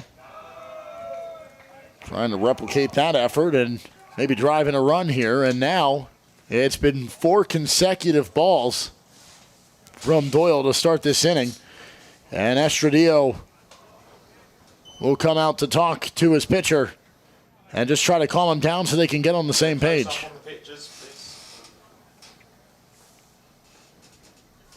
The two continue to converse, and finally it looks as though they've got it. And they'll come back to their designated areas. Estradillo returns behind the plate. Stepping back in is Halliday. The 1-0, that's in the dirt, kicks away. Estradillo pops up, stares down to first, and it's now been 5 consecutive pitches that have missed the mark. So Doyle here into the 6th inning, starting to struggle. And there is action down in the bullpen. And finally he gets one back. So a 2-1 count. Got to think, like you said, the hook and the leash for these pitchers is going to be a little longer because you do have the breathing room of knowing that even if you would come up short, you have a chance to battle back, but still want to keep that lifeline as long as you can. 2-2. And stick a hand out, see if we can grab this one. That netting can hold us, right? We can crawl down there and get that. I don't know. It really gave there when that ball hit. I'm a believer in self-preservation. I don't know how fast it would give. That's the only thing. Like Yeah. if it's a slow burn, then I might be able to. The Wile E. Coyote, the rope just starts unraveling. You Yeah. just watch it with each. But but if we're going straight down, it might be tough. There's a half swing, and that steers it out to left field. And aboard is Halliday. And the first two batters of the inning are on base. And Jaron Morris can come to the plate, and he's got plenty of room to work with. And one of the top freshmen in the conference coming through yet again for the Lions. But how about the youth movement on display for Bryan? Wes Davis in as the pinch runner in scoring position. Morgan Holiday, a freshman as well. Two freshmen on base. With Jaron Morris, the catcher, a sophomore. So a lot of youth coming through for the Lions. And now with 2 on in a tie ball game here in the top of the 6th of the winner's bracket. It's a meeting of the minds for Bryan. And the Lions want to just talk things through, make sure they got the right guys on the base paths and what the game plan is for Morris. And we'll see if they want Morris to have at it, or if he's going to be called upon to essentially sacrifice the at-bat and just try to move the runners. Not really sure what led to that stoppage of play. I think they just called time, and they just wanted to try to talk through it. How many do you get? Well, in the mound visits, I thought they're keeping track, and I don't think it was a call on the mound visit, so I think it was the Lions that called time just to make sure they were all on the same page. And now they've got it. And Morris is going to get the green light here to come in to the batter's box so we can continue. No outs, 2 on, top of the 6th inning. And he does not show bunt. That was the question, whether or not we'd try to see the runners moved around by the Lions. Morris settles in again. He'll swing at that one, hit it into the gap. They're going to wave the first run. No, they will not. They will hold him there. The initial signal was go on home, but the single out to left field puts the bases juiced with no outs here in the top of the 6th. And the Lions, who have had themselves a strong start to the tournament, have a strong start to the 6th inning and trying to break the deadlock and put themselves ahead here at the midway point of the ballgame. And I guess that was the conversation that Morris was having with the 2 men on base as well as his coach. They're probably telling him, hey, lay down the bunt. He's telling them, hey, I don't need it. Gap shot, bases loaded. Cade Cook will come to the plate. He's 0 for 2 on the day. Show me third, please. And take yesterday with a grain of salt for how everybody works out. Nobody had an exceptional day against Canyon Garin and Milligan despite the win, but Cook struck out twice, once looking, and then 2 groundouts to short in that game.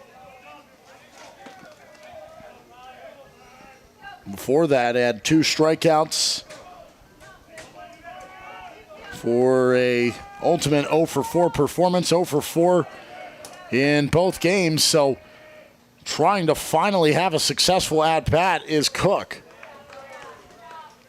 as he faces a 1-2 count. Thinking worst case, hit it as hard and as far as you can. See if you can get the sack fly and bring 1 runner on. Curcio at third. Second is Halliday. Morris at first. And the foul ball will keep it alive. So he took your bit of advice, just couldn't straighten it out. So we'll try the 1-2 with no outs and the bases loaded again.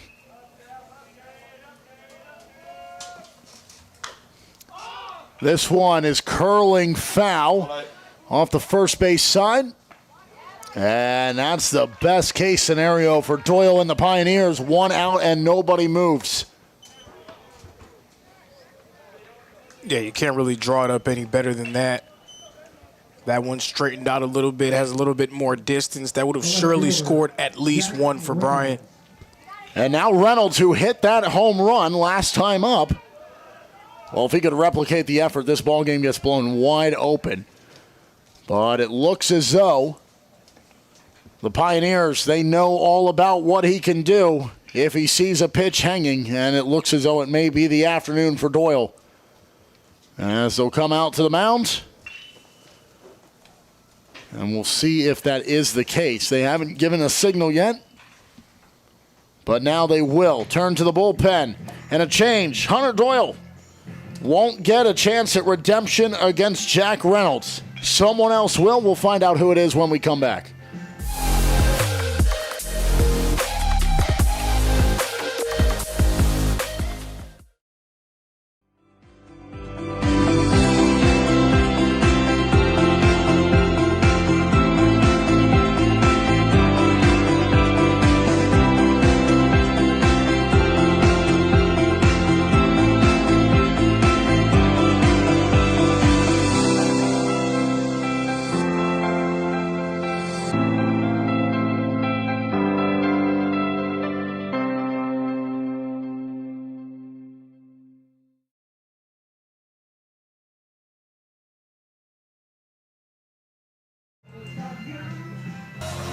God, the numbers on the front are small.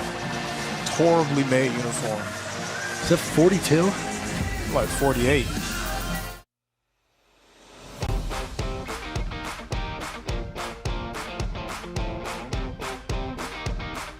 The Baze Mountain Park Adventure Course. Gear up and climb the Hawk's Nest. Work together as a team to complete 4 high ropes challenges, all while suspended 40 feet in the air. Finish with a zip through the canopies on our 310-foot zip line. Our ground course features 9 exciting challenges and is perfect for large and small groups. The Baze Mountain Park Adventure Course. Thrilling fun for group events, parties, and field trips.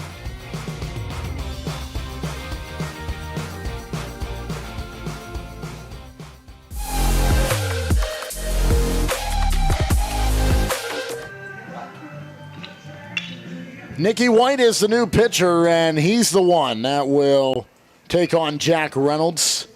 I think if the bases weren't loaded, that Hunter Doyle maybe has a chance at redemption here against Reynolds. But in this situation, bases loaded, 1 out, you can't put Doyle up against the guy that just took him yard last time they faced each other.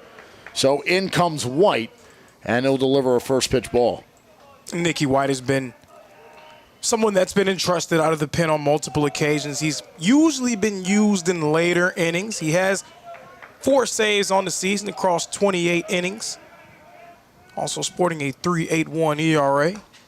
It's pretty good in spite of wearing a pretty blasphemous number. That was our debate in the booth. We've seen a couple of players for these teams we've seen wearing 42, and you know, in Major League Baseball, it's a retirement. Now, it isn't universally retired across baseball, but it's a different, right? Even in college hockey, through all hockey ranks, no one wears the 99 of Wayne Gretzky. Well, that one could have been the one that got up here finally. That was close if that doesn't catch the thing. No one wears the 99, but throughout baseball, you'll still see even little leaguers wearing 42. And they only wear 42 one time a year up in the major leagues. I think basketball should retire 23, but neither here nor there. And not for Michael Jordan either.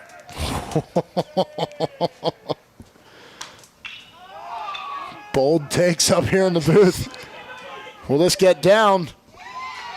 It will not. It is caught to end the at-bat, and Reynolds off without anybody moving, and it is back-to-back foul pops that have been caught by the first baseman. The first baseman, Brody Genter.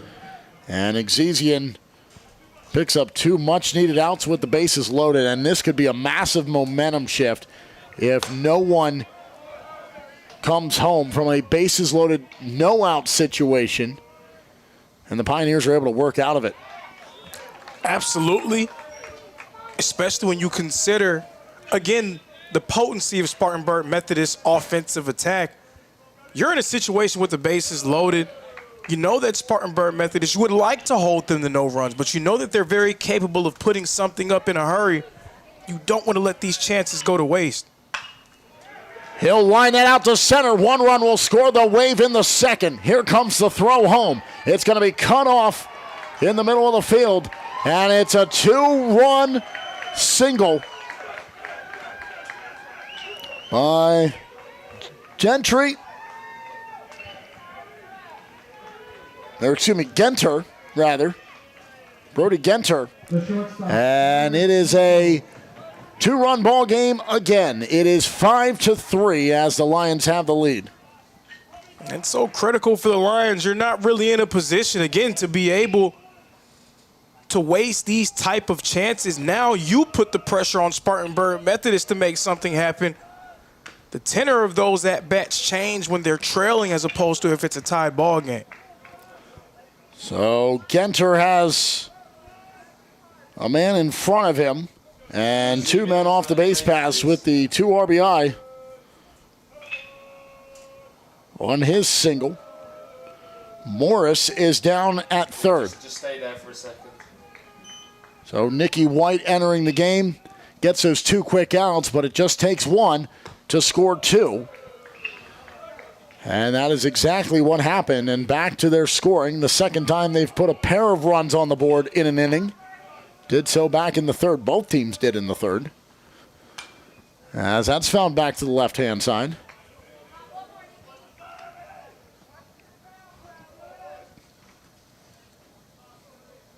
Now you got to remember, White inherited a tough situation. Those runs do not credit to him. But he will feel a bit of weight of responsibility for them coming in, even if they don't show up on his stat line. He fought valiantly just to get those 2 outs with the bases loaded. And those were big because those runs, while they do still come in, it could have been a whole different situation had those balls been in play and not in foul territory for Exesian to go over and catch. Could have just really cascaded into runners reaching base and continuing the inning. But instead, 2 outs, a payoff pitch. It's ball 4. And White has now walked the bases loaded. 2 of the ones on are his responsibility. Second baseman, Denaj. Show me the full thing now. Denaj Williams comes to the plate. Reset back out to how And you know he's salivating at the opportunity here with the bases loaded. The home run leader in the conference with 22 during the regular season. He would love to get a hold of one here, but anything that leads to a base hit would score another run. Bases loaded, 2 outs. Campos walked to first. Doyle sitting in the dugout can do nothing but watch as 2 of the 3 runs he was responsible for when he left have come across the plate. The last one is at third. And the umpire will call time before we get the next pitch here with a 1-1 count.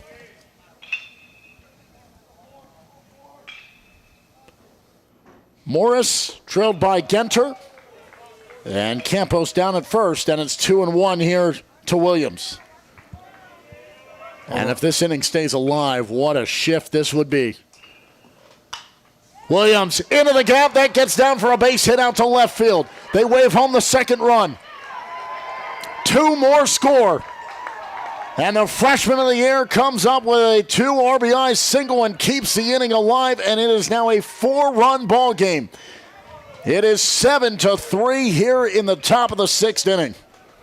And the AAC tournament has turned into a showcase for Denaj Williams, the freshman of the year. Time and time again, stepping up for his Bryan College baseball team. Had the double that would turn into the run to knock off Milligan last night. Now added insurance to the score line here in the 6th inning. Are the Lions, the Giant Slayers, just trying to run through the top-seeded teams and make a run at the title?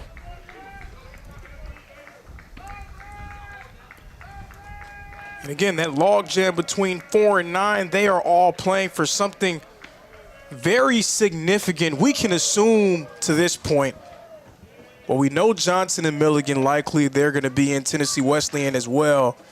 Those teams in between 4 and 9, if they can have a great week, get to the championship series, potentially win it, they can crash the party and get into that 40-team field. 3-0 is a 3-1 count. With 2 outs, 2 on. Caleb Ramsey sees ball 4, and Nicky White looks up and sees the bases loaded yet again.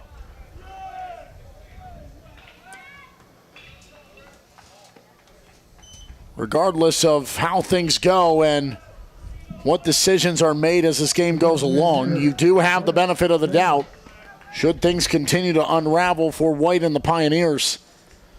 And there is still that lifeline of the double elimination in the tournament. And we'll see if White is going to get an early exit and not be able to complete the full inning. And it looks as though maybe that would be the case. Or are they just trying to calm him down? Still action in the bullpen, but the gate is not opened as of yet. Yeah, you do have that extra game at your disposal, but you've already pulled your starter. So with that being the precedent that's been set, a guy in Nicky White who's already gone 26 pitches trying to get out of this inning, you may have to go to another arm to secure that third out. Coach has already shown he's willing to do it.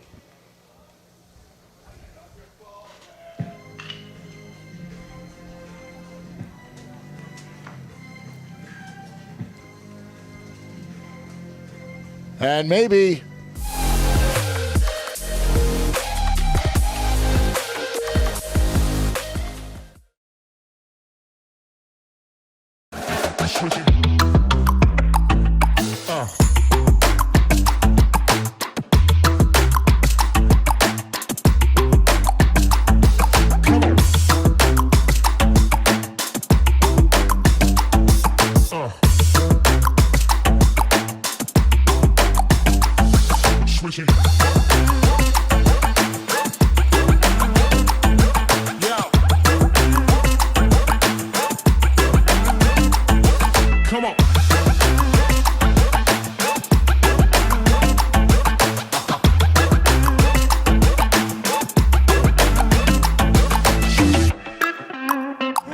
Feldner. Nice pitch there by Presnell. Gets the unironically one of the greatest produced songs ever. Very unironic. So this is Wes. What is it? Wes Davis. But Curcio can still come back in. Can he? Yes, because towards the wall on the right side. I think if I understand the rule, because it's the same inning and he came in as a pinch runner, so he's in the inning. You know, you can't plug and play him. I've never seen that before. I've never seen the pinch runner come back around. So I would assume that he can come back in, right? On a pitch that's you know what I mean? Like unless he at bat says that he can't. Once he bats. Pretty good authority to the opposite field. You know what I mean? But I don't know why that would be the case. We'll find out. That rule I don't know. I've never seen this before. So Wes Davis is going. Where are we at here? We're in. Reinhardt is very fun to watch work on the base. Let's go for it.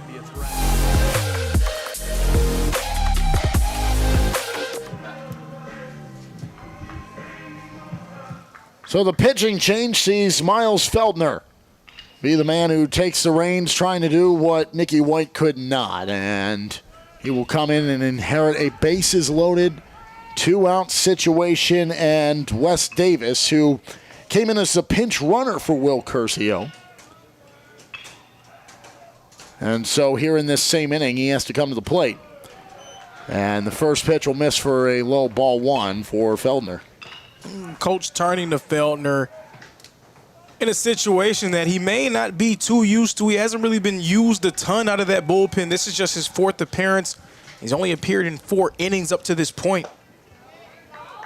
Well, he delivers a second pitch strike. That levels the count at 1-1. Davis in the spot of Curcio, who he was the pinch runner for, represents the 10th at-bat of the inning. Curcio led off with a walk. Davis gives it a ride out to center, and it's not going to be enough. Bases remain loaded, but 4 runs come across prior to the final out. Bases loaded, paid dividends until the final fly out by Davis. It is a 4-run ball game, 7-3, a top half of the 6th. That was successful for the Lions. We go to the bottom half. SMC a chance to respond after being on defense for quite some time.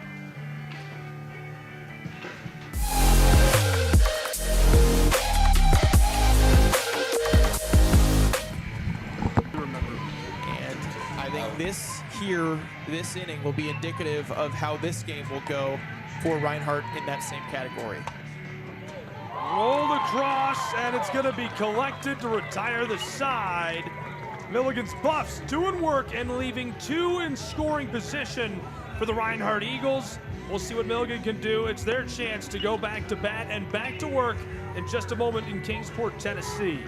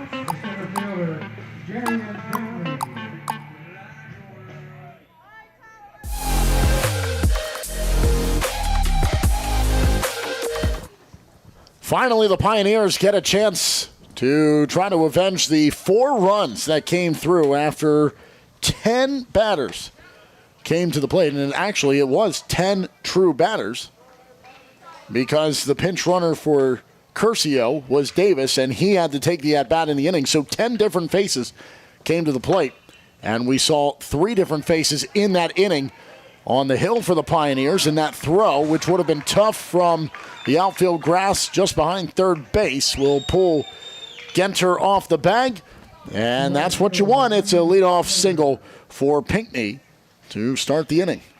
That was a nice attempt by Cyrus Campos, and again, if you're going to make the throw, sometimes it may be better to hold on to it, but if you're going to make the throw, I'd rather you get the first baseman to come up to it instead of throwing something too hard and errant. That's hit over to third, slung to second. Can they complete the double play? They do! What a perfect connection of throws. A 5-4-3 double play. And they take the runner off the base path, and they get the out at first.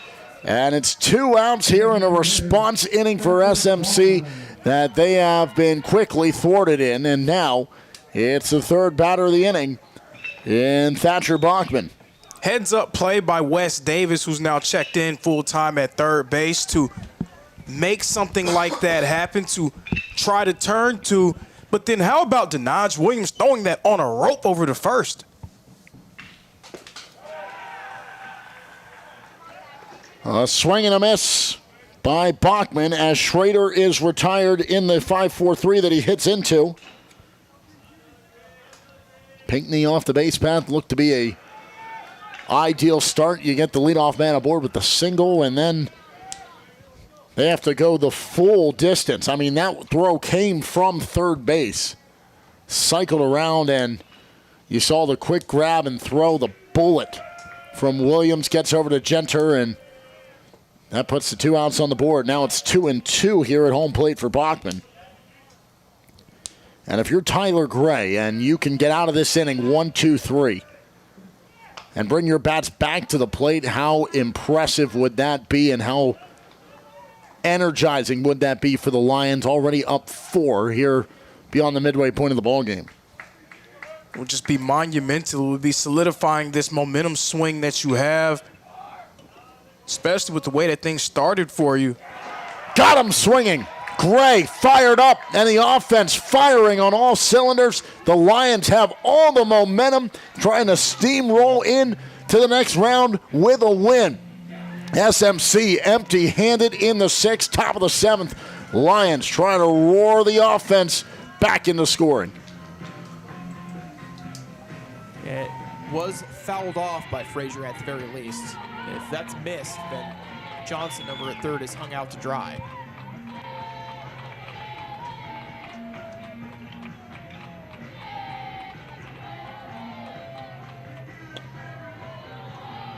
Delivers that.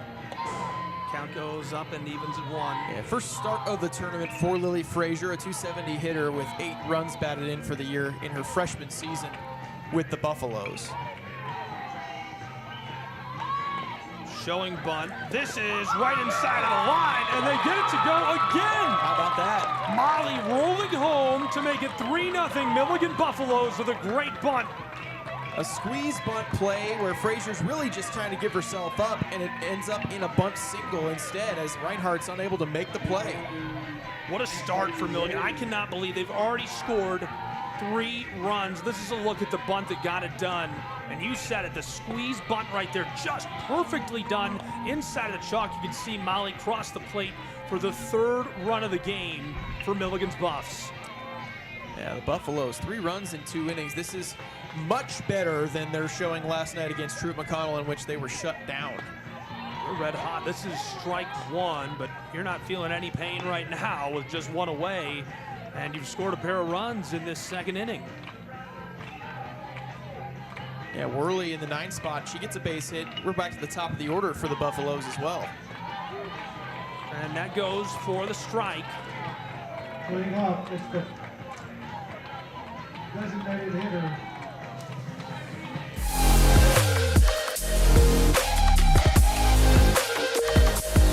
And Halliday will lead things off here in the top of the 7th inning with 7 runs for his team.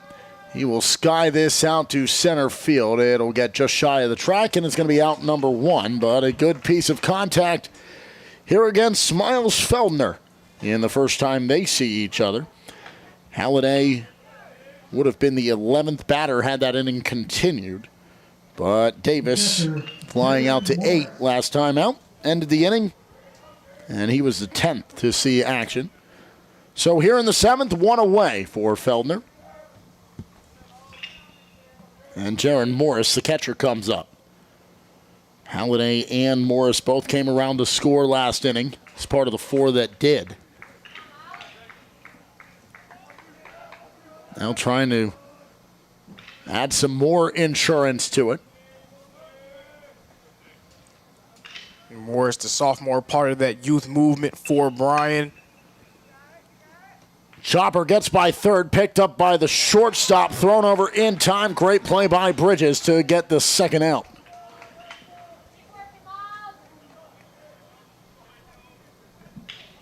The right fielder, Cade Cook. And now Cade Cook comes to the plate. Say that 3 times fast.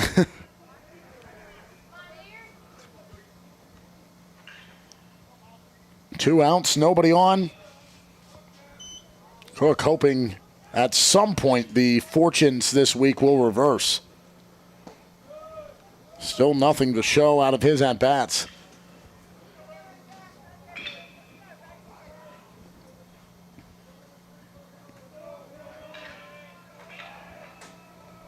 Feldner, the righty. Tyler Gray still going strong for the Lions, but Hunter Doyle, he was in a good back and forth with Gray till they brought him out. Then Nikki White came in, couldn't get out of the inning. So they had to use a 3rd pitcher in Feldner to finally get out of last inning, but not before those 4 runs scored. 7 runs on 8 hits. 3 runs on 7 hits for SMC. And you go back and you say, well, if your offense can produce, as it's a 3-1 count now, well, you don't have to worry about the 3 errors we saw earlier. And now those errors have sort of been negated because the play has improved defensively from the Lions. They've woken up and now trying to preserve that lead. As Cook will see ball 4, and he reaches base for the first time here in Kingsport. But more to that point, they've really tightened the screws defensively, and that's been the difference. That was really the reason why they were able to beat Milligan yesterday. So many great plays in the field. They were playing on a string. So it was so striking to see them make those type of errors in the earlier parts of this game. Not only have they gotten better on that side, but the bats have woken up.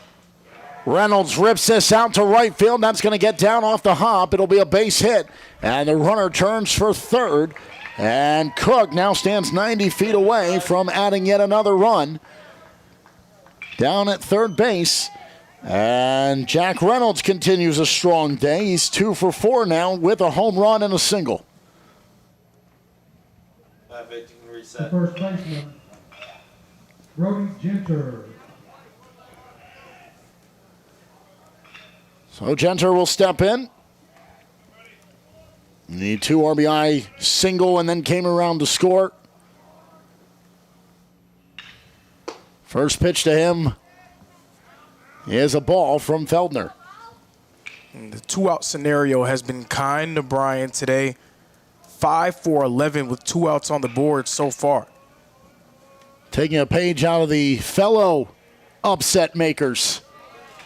On the other side of the bracket, in Montreat, their opening game, that is their MO. They went 9 of 16 with 2 outs on the board, and they just powered through for that 10-0 blowout in 8 innings over Pikeville. Runner goes.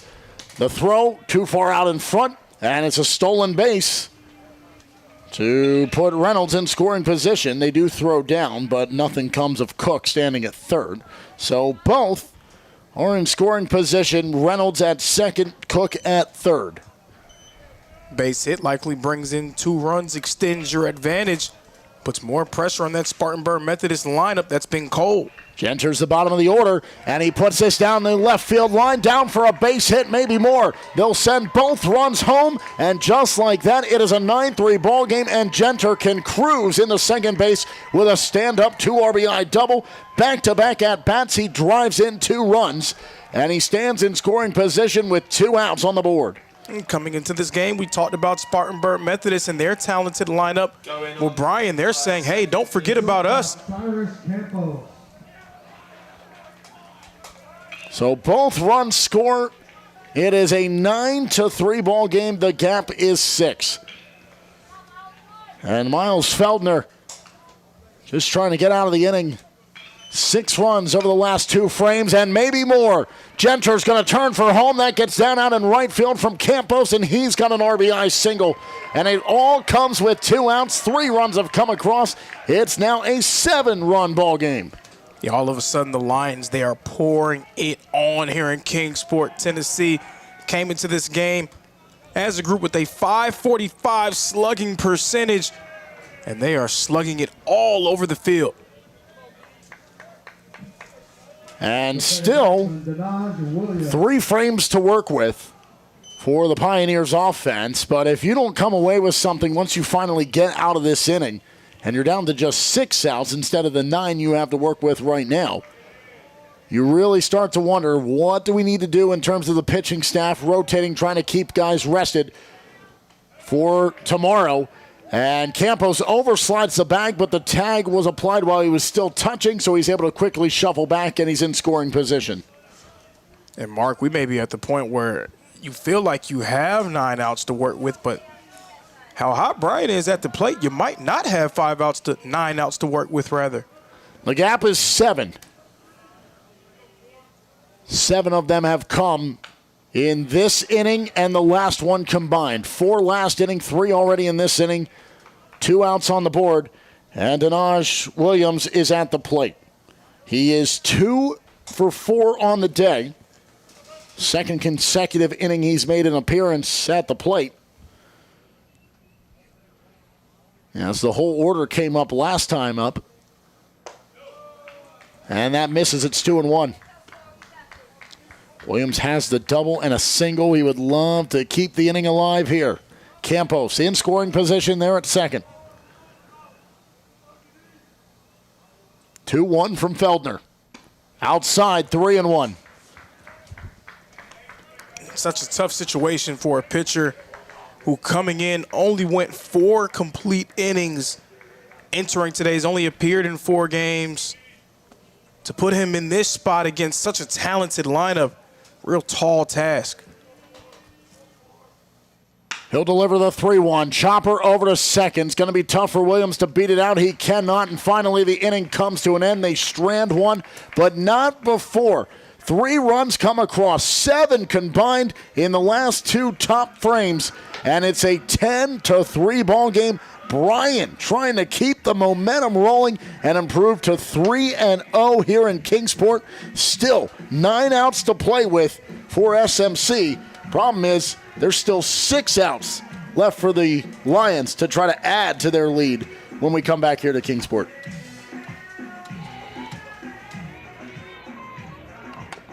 Shaylin rockets that through and cut down well in time at first for Milligan's Buffs to record the first out of this side of the second.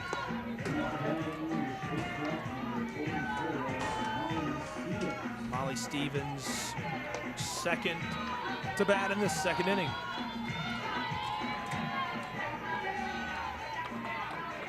Bresnell lets that go for strike 1. Stevens has had a great bat in this tournament for Reinhardt University.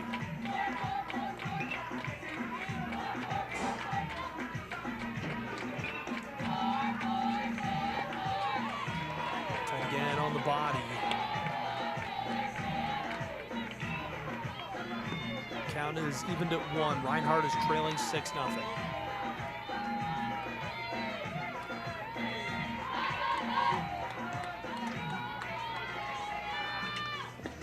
Huge cut. Stevens tries to launch that instead, suffers another strike.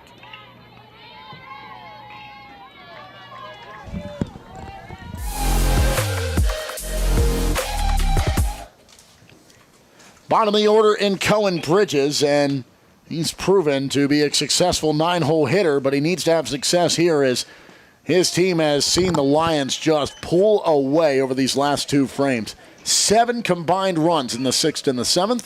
It is a 7-run margin, 10-3 in favor of Bryan. SMC, the 4 seed, trying to avoid heading to the losers bracket and having their backs against the wall.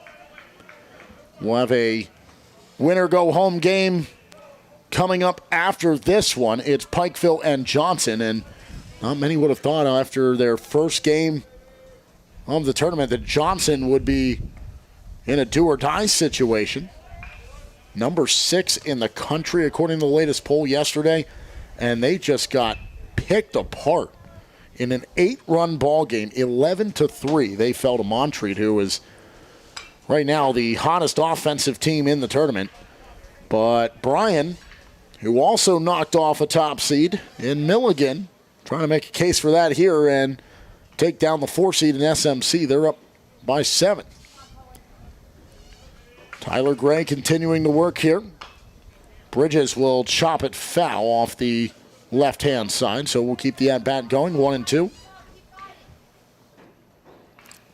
And the difference for Spartanburg Methodist compared to their fantastic performance a few days ago. Offensively, yes, they have 7 hits on the board, 2 of 16 with runners on, 2 of 7 with runners in scoring position. And that catches him, so we'll head down to first. And the leadoff man is aboard. Bridges takes the trot down 90 feet to put himself on base. The unfortunate part about it is Spartanburg Methodist, 5 out of 7 innings, they've been able to get that leadoff man on base. It's all about what you do with that. And we've talked about that with the lower seeds, right, of having to be able to capitalize when you get in those situations in these games early. When you're the underdog, take advantage of those situations when you get the leadoff man on board. We saw in the earlier game today that was not the case for Reinhardt, right? They had a couple of guys get on base in the first couple of innings, and then they didn't capitalize on in the third when they had 2 men on. After going up 2-0 in the first, what happened? Well, Jack McLaury settled in and just 1-2-3, 1-2-3, 1-2-3 the rest of the way out and shut down the Eagles. So you got to capitalize when you have them on base, and we've seen a few times that has not been the case for the Pioneers. This one's going to get out into the gap in left field, And so they're trying to make me eat those words. Pioneers have 2 on here to start the inning. Yeah, another situation with runners on base. Let's see if you are able to find a way to get something going. You got to do so quick, fast, and in a hurry when you're trailing by 7 runs. So Jeff Coate goes to first on the single. Bridges stands at second after he was hit by the pitch. Elijah Franz 1 for 2. And he'll lift that out to left field. It will carry about 5 yards shy of the track. And it's out number 1, and the runners stay put. An unfortunate location for that pop out, not allowing runners to advance. And how about this? This is a tough break for us. You got the wind blowing, and it just kind of creeps in here every once in a while. But here in the shade, it's not like we're cold, but you're not warm either. A little bit of sunshine, you stick your hand into it through the window, and it is just a drastic temperature. That's ball game temperature right there. Up here in the booth, just give us a skylight at least. Yeah, it needs to shift a little bit here so we can kind of. Here's the 0-1, and that's fouled back for Exesian. Exesian 1 for 3, had the single in the 5th. He got stranded there. And that's part of what we're talking about. You get the guy on board and then you do nothing with it, and that's been the case for SMC here for the majority of this ball game. And really, those runs that have come in the 2nd and 3rd, they were in large part due to the mishaps and the self-inflicted wounds by the Lions. And since they committed those 3 errors that led to those runs, they have played a stellar defensive game. It just took the defense a little time to settle in. Yeah, 3 runs on the board, definitely not indicative of the performance of Tyler Gray. 0 earned on his card. And reaching for that is Exesian to stay alive here in the at-bat. It's 1-2. 1 away, man on first. That is Jeff Coate. And the man on second is Bridges.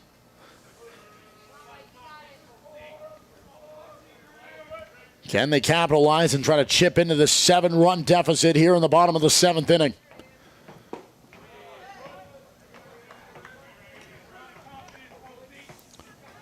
Well, Gray has not had the, let's call it the cruising type of day that we have already seen in our earlier game. He has put on a very, very valiant effort, especially here into the 7th.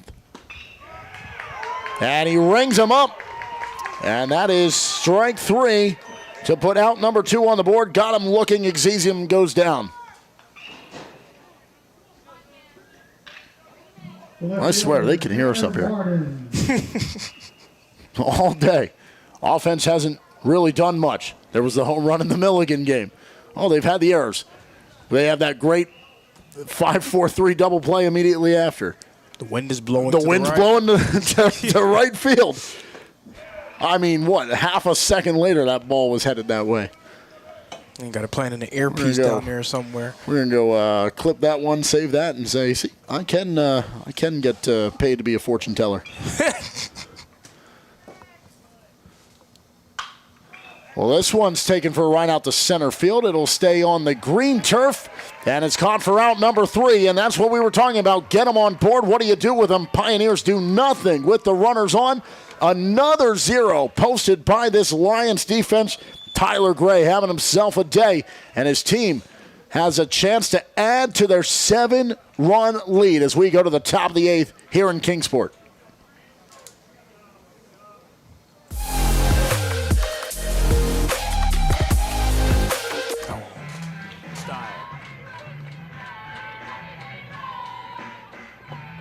Right shows bunt.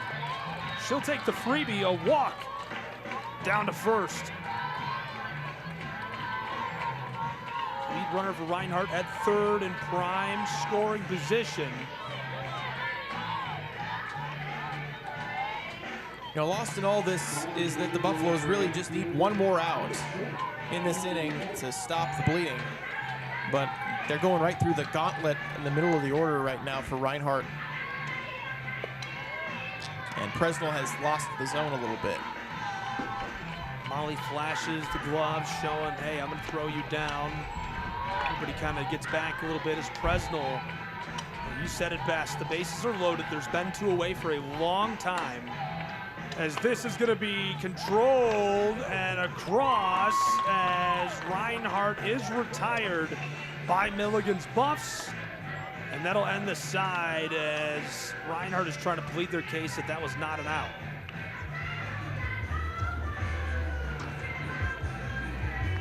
We can get another look at that. I'm pretty sure that was in time, but I didn't get a great look. Watch right there, collected, tagged her. There's the call. I don't think she tagged her knee. Yeah, the call is that she was tagged out. The Reinhardt coach arguing that.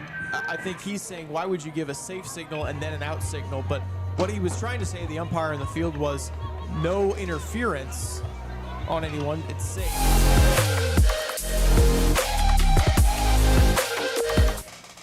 Well, Caleb Ramsey comes to the plate here in the top of the 8th inning, and he's probably wishing we would have started the inning about 30 seconds earlier as he puts that. That is a wow. That is a foul ball is what the umpire calls, and at least from up here. I'm going to say it's a bad call. And he looks over. He looks over to the dugout and for the Lions, who give him a heckle, and he asserts his dominance as the man in charge and says it was foul. That looked really, really close down there to be a fair ball, and that would have rolled for a long time. Yeah, you the can't way that say was curling. It. I'll say it. It looked really, really fair. It looked really fair. It's a 1-1 count now for Caleb Ramsey. Ramsey was hoping 30 seconds earlier the at-bat started. There was a hefty wind out to right field, and we both looked at each other and goes, now's the time if you want to come and try to hit one. And look at that. The wind starts picking up just a bit more. Not nearly what it was when the home run came back in the 4th inning from Reynolds. Still, you might need to lower your voice. Well, it's going the wrong way to try to use the wind. That's going against the wind. Back behind us, it's foul.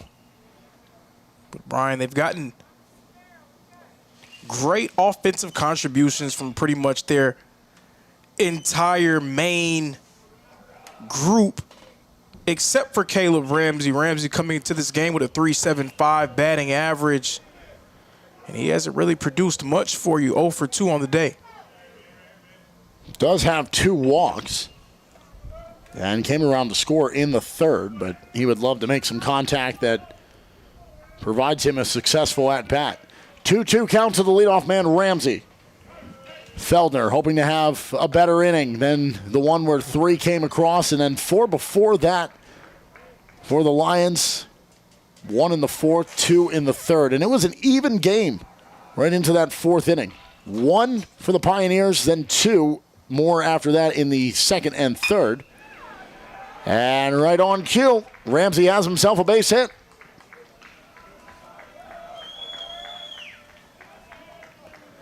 So they were trading, really it was a 2 sandwich, right? The 1s were the bread and the 2s in the middle. That's a meaty sandwich there. The 4 runs combined in the 3rd. You get the 1 run by the Pioneers in the 2nd, and then the 1 in the 4th. And we were 3-3 there, and it felt like this could be a real lengthy stay at 3-3. It only lasted an inning and a half. And then when the top of the 6th came around, that's when the 4 came in, and then the 3 last inning. And the leadoff man is aboard in Ramsey. Yeah, Bryan completely breaking this game open in that 6th inning, seeing 10 batters. Runner goes, and bunt is shown. And it pops back, and what a jump that was by Ramsey. He was off and running. There was no doubt about what he was doing. 8 hits, so it's not like SMC hasn't had some offense. They just haven't, as we said, been able to capitalize when they get them on base. It's all fine and dandy to get a base hit, but if you do nothing with it, that's where you're going to find yourself down 7 runs here in the 8th inning. Second game of 4 on the day here from Hunter Wright Stadium. Wes Davis came in as a pinch runner and now in full time over at 3rd. This is his 2nd at-bat. His first one came in the same inning he came in as a pinch runner.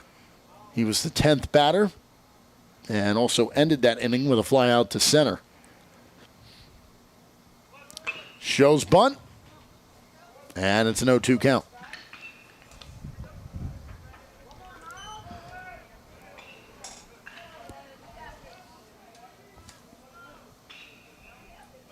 You can hear the side swarming up. That's Pikeville that you can hear off making those pings in the distance.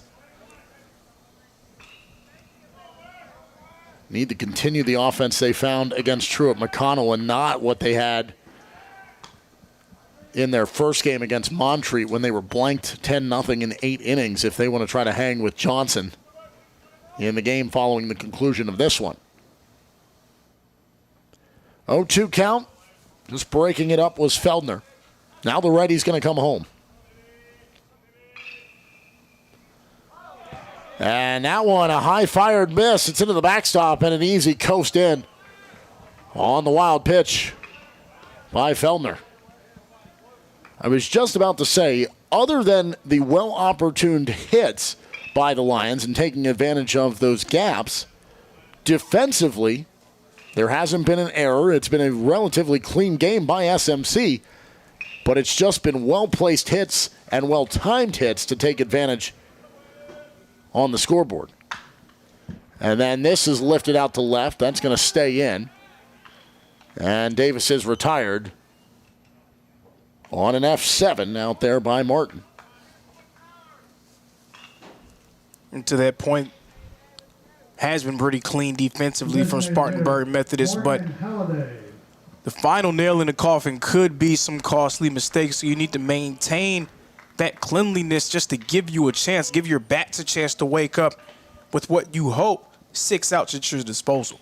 And it's really unfair to say that a lot of the weight and his runs came in while Nicky White was on the mound. Nicky White inherited a bases-loaded situation, right? Had to try to work out of those. Now he got into a little more trouble as it went along, walking aboard, and then Feldner comes in, inherits that. But now Feldner has given up 3, and it's more so the case for the guys coming out of the pen. They're running into a team that had momentum, right? And you run into a dicey situation for White that no one wants to come into.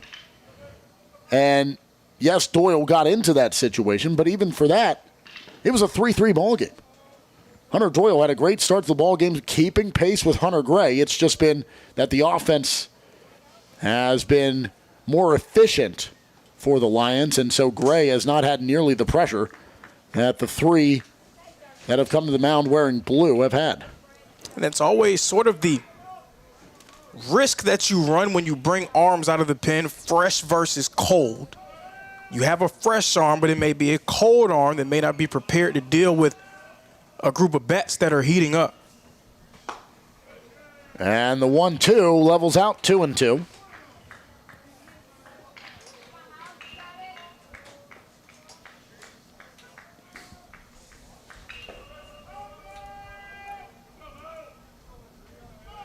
Halliday 2 for 4 on the day. Has scored a run to go along with a single and a double.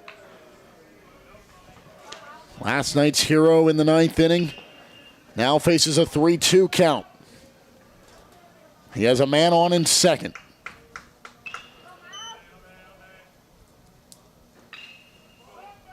Ramsey takes his lead. The payoff pitch. And that's lifted out to left field. And Ramsey's not going to tag up because the left fielder in Martin is able to just snap his eyes to third, so no sense in trying to make the run and risk ending the inning. So 2 away, back-to-back flyouts to left field. We'll bring up Jaron Morris.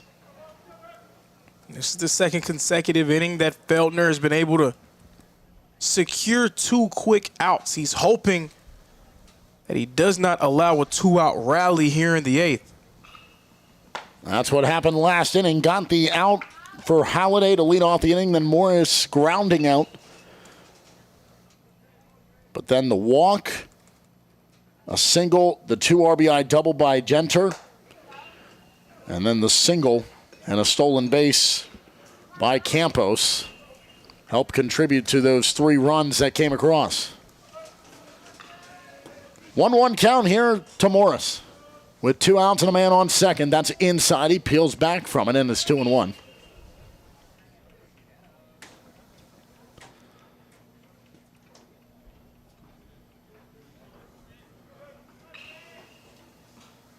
(10-3) ball game. Morris awaits. Got him the swing and miss. It's 2-2. Hunter Doyle, his day ended 5 1/3, 6 hits, 6 runs, all of them earned, and 3 walks through 25 batters faced.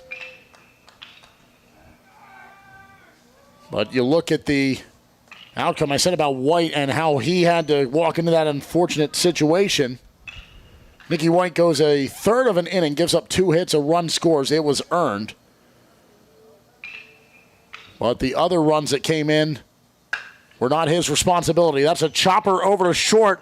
Oh, and it pops out of the glove, but the throw is still made, and what a play there by Bridges. He lost the ball, picks it off the turf, guns it over to first, and a great defensive play to get out of the inning without anything coming across, and finally a much-needed 0. Now, after 7 runs over the last 2 before that, the Pioneers post a 0 and bring the bats back to the plate, but they need to start converting. Otherwise, they're into the loser's bracket when it's all said and done.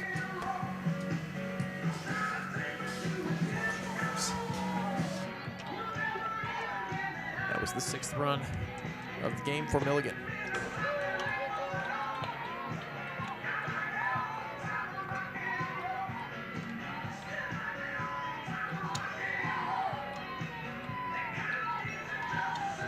Hitter with a chant, 2 balls in a row. That's going to be flipped over the top of the backstop. Look out. You know, I think on 2-0 like that right there, that's probably not the pitch Frazier wants to take a swing at. Probably take that pitch. It's going to be a tough one to hit anyway, in on the hands. But a freshman still kind of learning the game at this level. Huge cut for the strike. Well done by Pettit.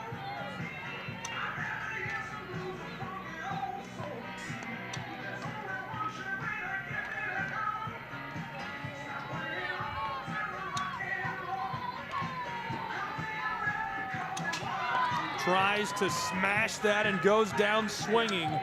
She'll retire her back to the dugout and record the out. Yeah, chased the pitch up above the zone there on 2-2. And Frazier really in that at-bat, I think, swung at 2 pitches out of the zone and put herself in the spot where she was in danger of the strikeout, which is exactly what happened. 10 teams over 500, many near 70%, 75% win rate entering the conference tournament. The out-of-conference schedule, the strength of the AAC has just continued to grow year in and year out. Speedy play down to first as she rushes and going to be sent back. Soft looper out the shortstop, got it in off the hands that time, did Worley, and that flips it back to the top. Estradillo, the catcher, to lead things off here in the bottom of the 8th inning as the Pioneers are starting to run out of time. But they have done what they needed defensively, and they post a 0 in the top half of the 8th. But the Lions of Bryan College still leading 10-3, and this would be another momentum-building win for the Lions should they stay in the winner's bracket. 10-3. Estradillo working against Tyler Gray. Gray, the starter, still going deep. Third pitcher is Miles Feldner. On the flip side of things, Hunter Doyle got the start. Nicky White, then Feldner is the one we saw last inning. We'll see if he continues through. Again, overall, Spartanburg Methodist, 6 of their 9 guys in the lineup with hits. That's strike 3, and the Pioneers catcher goes down swinging, and it's out number 1. 6 of their 9 guys in the lineup with hits, but it's going to come down to what they were unable to do with runners on and runners in scoring position. 3 of 20 with runners on, 2 of 10 with runners in scoring position. And those type of numbers, you're not going to win many ball games with that level of inefficiency. So with a 2-0 count now is Pinckney.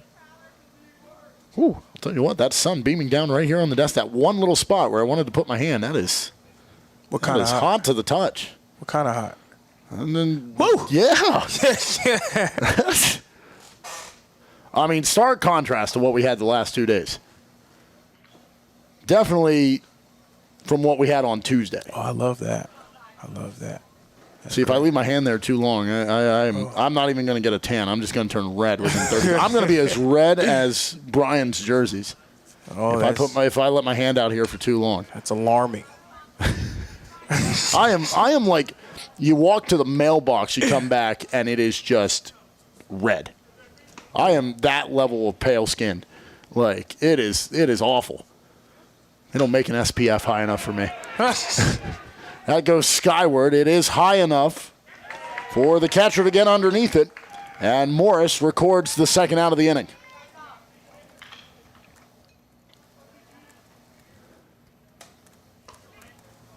So Pinckney back to the dugout, and that brings up Schrader. Lane Schrader. And now down to their final 4 outs. They do have the bottom of the ninth as they're the higher seed, so they get to play on the bottom of the scoreboard. But the Lions have certainly made it a tall task to overcome. Grounded over to the second, thrown to first, and Schrader is retired. Not the time to go 1-2-3 for SMC, but that's exactly what happens. And we go to the top of the 8th, and the Lions can feel a third victory within their grasp.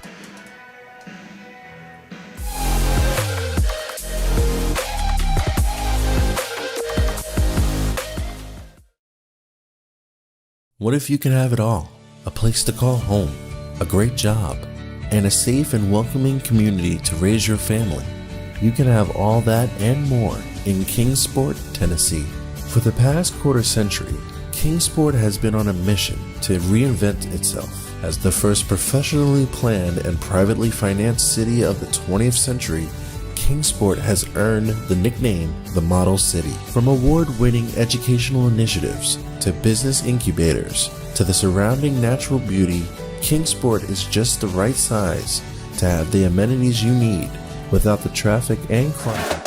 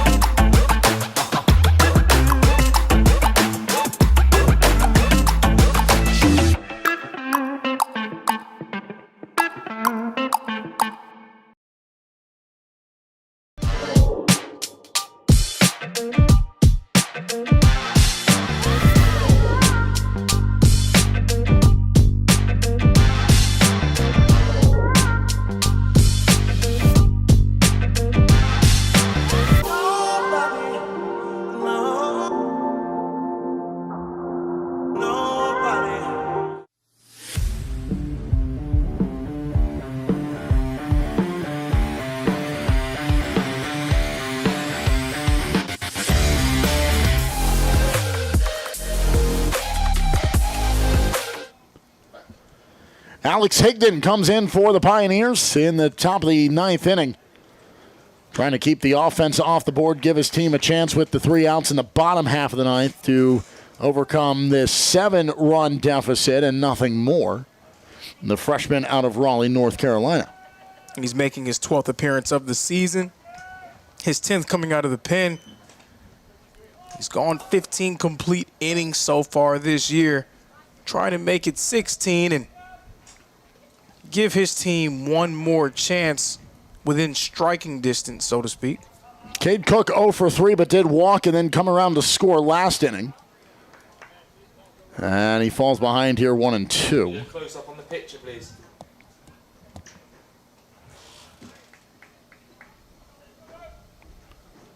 Perfect, thank you. So Higdon trying to prevail in the first batter he faces here at the top of the ninth. And it's away, and it's ball 2.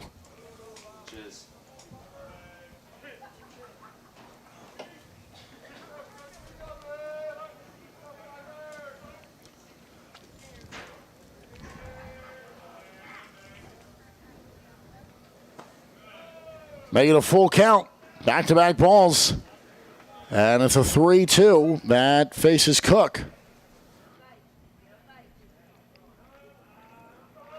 Cook only one of 2 guys who've come up to the plate to not record a hit yet.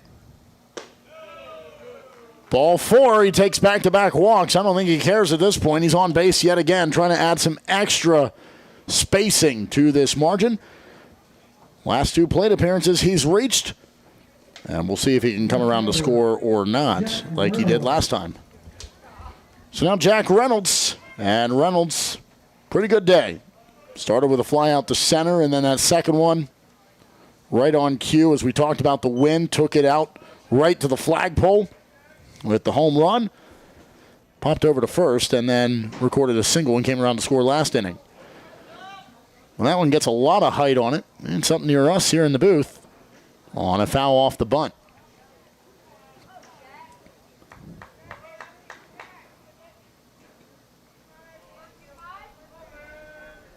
Well, guess what? Wind's blowing out there deep from the flagpole. Out to right center field. Runner goes. He slides in, ball kicks free, so safe in scoring position is Cook. And when he's gotten on, we've seen some great base running out of him, and that's how he came home to score last inning. And he's over there with a stolen base. Yeah, and that was a really deft move by him. He got jumped ever so slightly. Astudillo noticed it, but Cook was long gone. Reynolds awaits the 0-2 with a runner in scoring position. And he'll stay alive.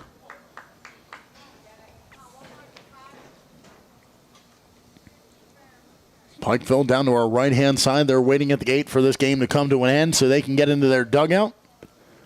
They'll be the away team against the higher-seeded Bryan, who is down to the left-hand side. 0-2, rung him up, got him looking. And Reynolds is retired, and it's out number 1. First baseman, Brody Genter. So Brody Genter, he's had a phenomenal outing over the last 2 innings. Third consecutive inning he's come to the plate, and that really tells you kind of how things unraveled here in the later stages of the ball game. 4 RBI with 2 hits in his last 2 at-bats. I beg your pardon. I am not correct. It is an inning in between. He has not come in 3. I just put it on the wrong line, wrong column. I was building out of the 8th inning. We're here in the 9th. So the stolen base has put Cook at second. Reynolds is out on the strikeout here in the 9th. Genter will swing at that, and it'll pop foul, and he's hoping it can get closer to the dugout. Oh, watch out right there at the fence. And Exesian, are they going to say it caught the fence? I think they are. Well, no, I think they're going to say it looked as though the umpire said that it did catch the fence, but instead it's a head back to the dugout. And 2 outs here as Genter is retired. Shortstop, Cyrus Campos. Well, all right. Yeah, I'm confused on the signal. The initial signal from the first base umpire would indicate that it hit the fence. Put the hands up. But I guess not. So Genter is out. And Higdon will deliver the first 2 pitches as balls to the shortstop in Campos. Reached on back-to-back occasions. He's reached 3 times today, twice on walk, had the single last inning. Stole second, got stranded there. And that's the first strike of the at-bat.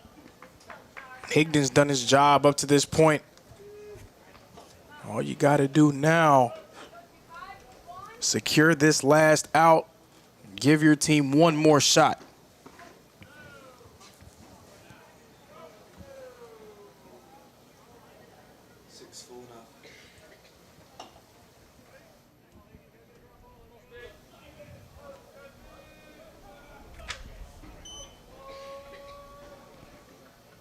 The 3-1 pitch is chopped foul. It's 3-2 for Campos.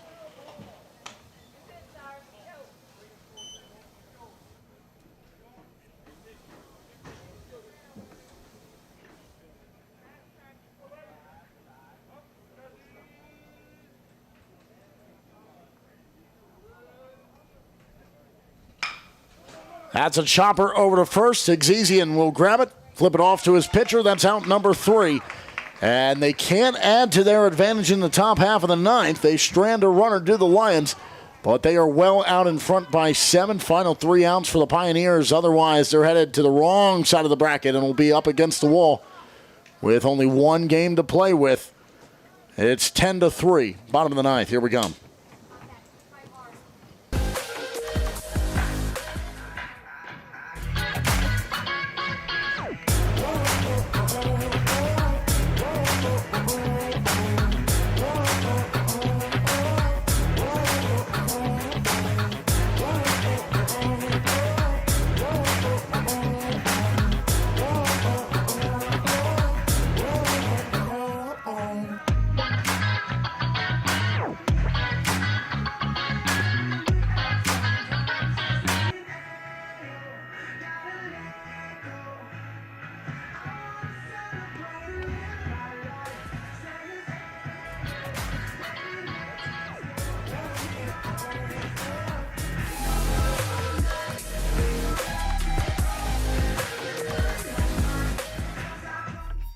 Your favorite teams, your favorite live streams, your favorite highlights. Be sure to engage with us. Find us now on YouTube at NSBN Sports or visit us at nsbnsports.com.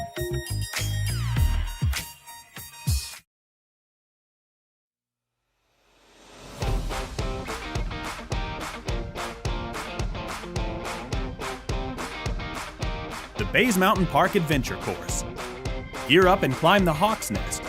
Work together as a team to complete 4 high ropes challenges, all while suspended 40 feet in the air. Finish with a zip through the canopies on our 310-foot zip line. Our ground course features 9 exciting challenges and is perfect for large and small groups. The Baze Mountain Park Adventure.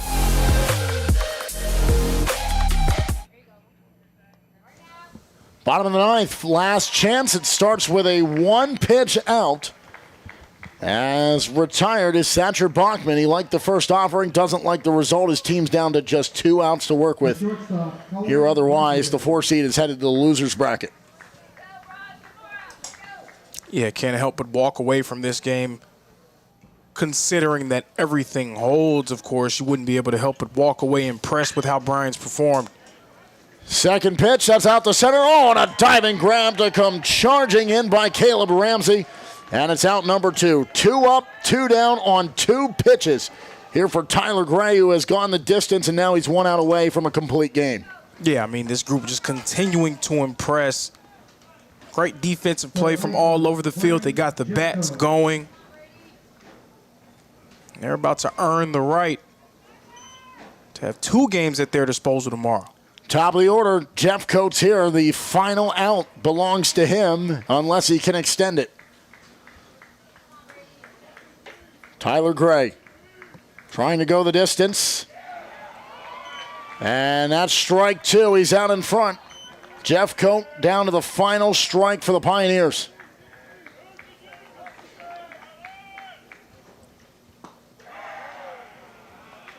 And the Lions were ready to pounce out of that dugout.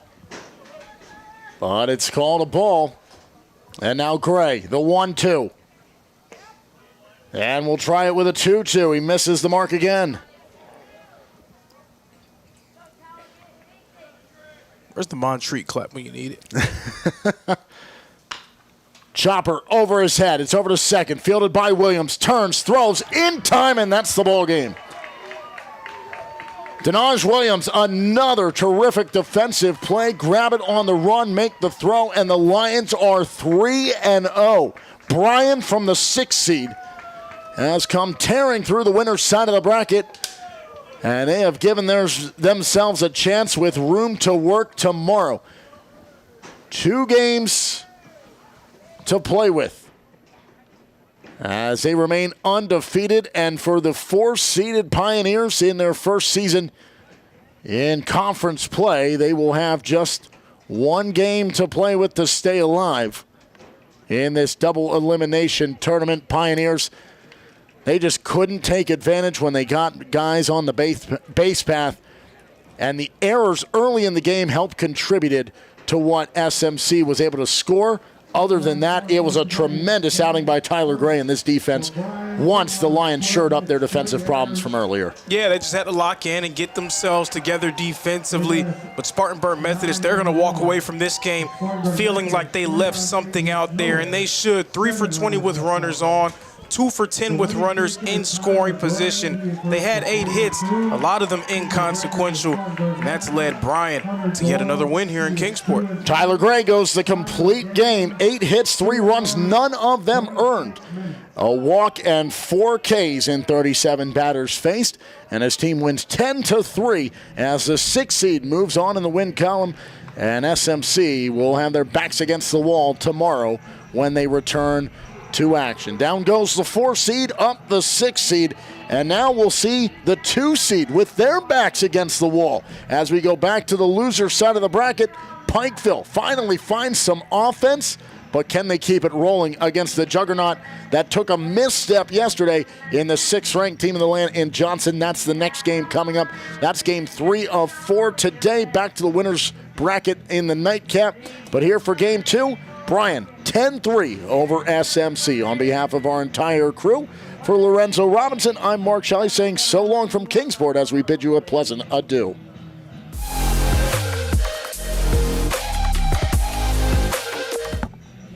Get back on track. Yeah, well, I mean, you know, it's really been ever since Reinhardt made their pitching change to go to Pettit that she shut down the Buffaloes. And then on the other side, Buffs have not been able to shut down Reinhardt at all defensively. Good play and well in time to get her cut away at first, but she completes her goal in advancing a runner into scoring position. And nightmarishly, here comes number 18 for Reinhardt, Taylor Wade. The top of this order coming up is just not a recipe for success for Milligan at this point in the game, as Sechrist still without a first pitch strike.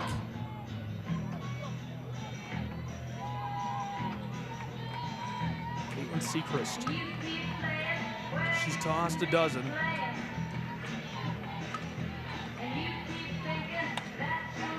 Got a hold of it, and this blooper is going to roll as Reinhardt will have 2 in scoring position. Yeah, Wade doubles down the right field line. The runner at second, Hutto, had to hold up at third base. She was held up by her coach at third. Yeah, she should have come home there. Yeah, it's tough because I don't think she got a great read off the bat whether that ball was going to land or not. But you're right. I think if she did get a better read, she should have been coming home and scoring and taking the lead for the Eagles, but may not have to wait long here. Shirley, 2 for 3 today. She's been hot. And a huge cut for the strike. Yeah, Sechrist finally does get ahead here against Shirley, and a lot of times when she gets ahead, that's when she does her best in the circle. Not a pitcher who has the most velocity, but again can get weak contact when she gets ahead and counts early and then expands the zone outside. Hitters will chase low and away against her, and that's where she gets her weak tappers back to the circle or third base or even first base.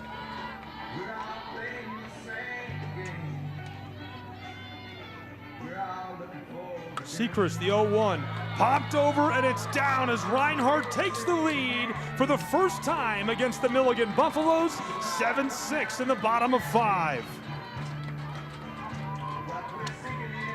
Maybe just possibly a little bit too soon on the decision to go to Sechrist here. I wonder if Presnell's out there to start this inning, if this goes the same way. I mean, I wouldn't doubt it.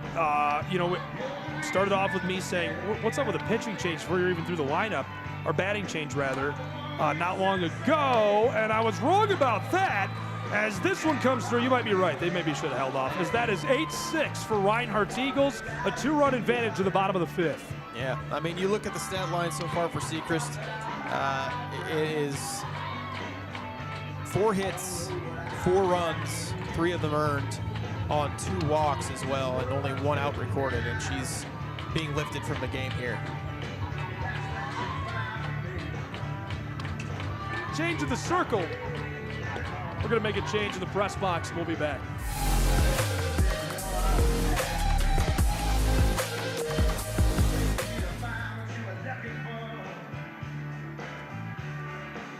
Eagles, a 2-run advantage to the bottom of the 5th. Yeah, I mean, you look at the stat line so far for Sechrist, it is 4 hits, 4 runs, 3 of them earned on 2 walks as well, and only 1 out recorded, and she's being lifted from the game here.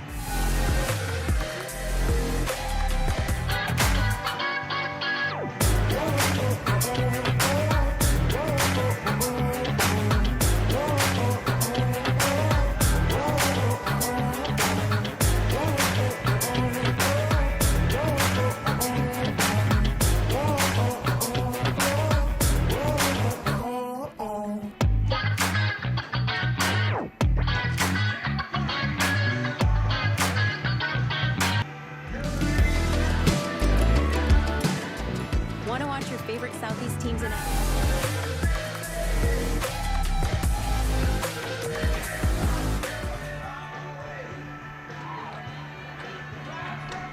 It's the bottom of the 5th, 1 away already on this side. If you're just joining us, Presnell has just taken back over inside of the circle. I thought she was having a nice day. I know Reinhardt was scoring runs, but I thought she was in the midst of a nice day. I don't think Sechrist should feel bad about that. Reinhardt was red hot. You come in and you need to warm up and get into the groove against a team that is literally coming unglued at the seams, right? They're ready to go. Yeah, the Eagles, the momentum has been shifting really continuously since Ansley Pettit entered this game in the circle for the Eagles.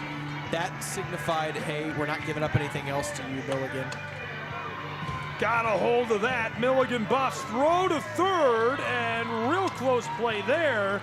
As can you say, scoring position for the Reinhardt University Eagles. Yeah, 2 in scoring position, and the base is loaded for Frege now, as Reinhardt threatening to break this one open even further than it already is, a 2-run advantage, which, to be honest, I think right now Milligan's offense, with how they have been just completely dominated by Pettit since she's come in, 2 runs might be too much.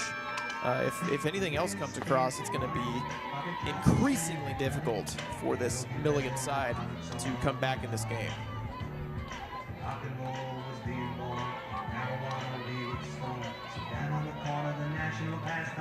Frege is 0 for 3 in the box right now, though, for the Eagles. Got a hold of that. Working as she'll head down across, tagging up to come home. Make it another for Reinhardt University. 9-8 the lead over the Milligan University Buffs. They are cooking with gas in Kingsport. Yeah, Reinhardt gets ahead by 3 runs now here in the 5th. They've scored 5 times in this inning, which negates Milligan's 5-run inning from earlier in the game, which I think is notable, that Reinhardt has completely taken away that 1 inning. Not only that, they've turned the order over back to the top, or not the top, but where they started in the order. Yeah, we've gone all the way through the order in this inning. Olsheway hitting now, led off with a single.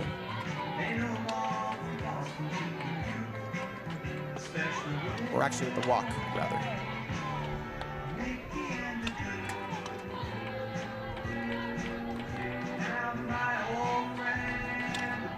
So the count even at 1 with 2 away, and Milligan's just got to get out of the side. They need an out here. That's all there is to it. Not a big deal. Don't stress. Just get out of here.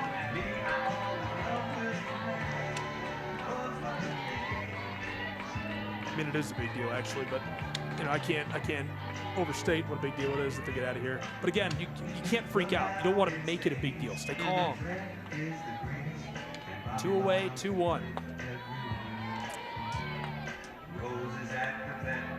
Molly Stevens, the hitter on deck, tripled and then scored on the same play on a throwing error. She comes up with the bases loaded. The Buffaloes have got to be a little bit afraid.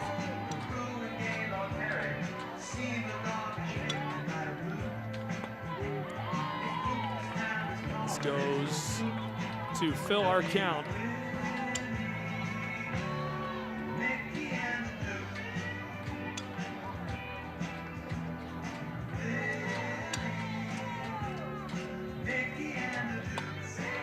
Shaylin through the circle, and the play across is more than enough time to get home. Oh my goodness, ELGSES, the Eagles are on fire. It's 11-6. 7 runs in the inning for Reinhardt. And they're up by 5 now against Milligan, who I think at this point down by 5, it is getting on the verge of being an impossible comeback to make against Ansley Pettit. Sorry, I'm from Philly. It's EAGLES.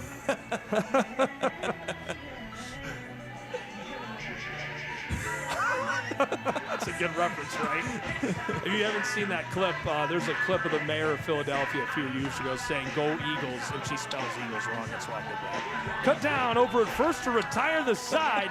We will see you in inning number 6 between Reinhardt and Milligan.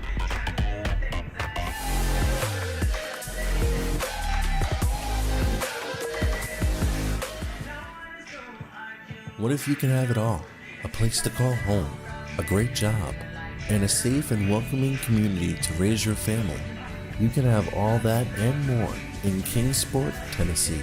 For the past quarter century, Kingsport has been on a mission to reinvent itself as the first professionally planned and privately financed city of the 20th century.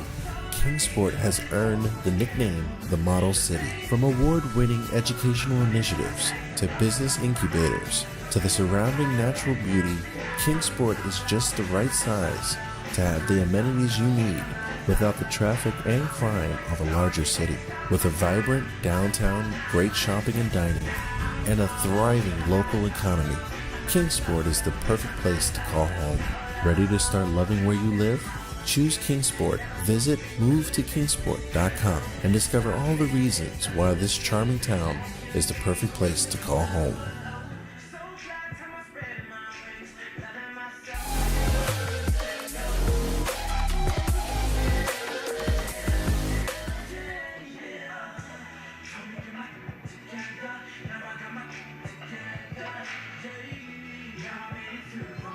Back in Kingsport, Tennessee, between the Reinhardt Eagles and Milligan Buffs. Reinhardt uncorks runs all the way through that side of the inning, just pouring it on, and now the Buffaloes need to find a way to get back involved in this thing as that roper into left field is collected effortlessly by Reinhardt University.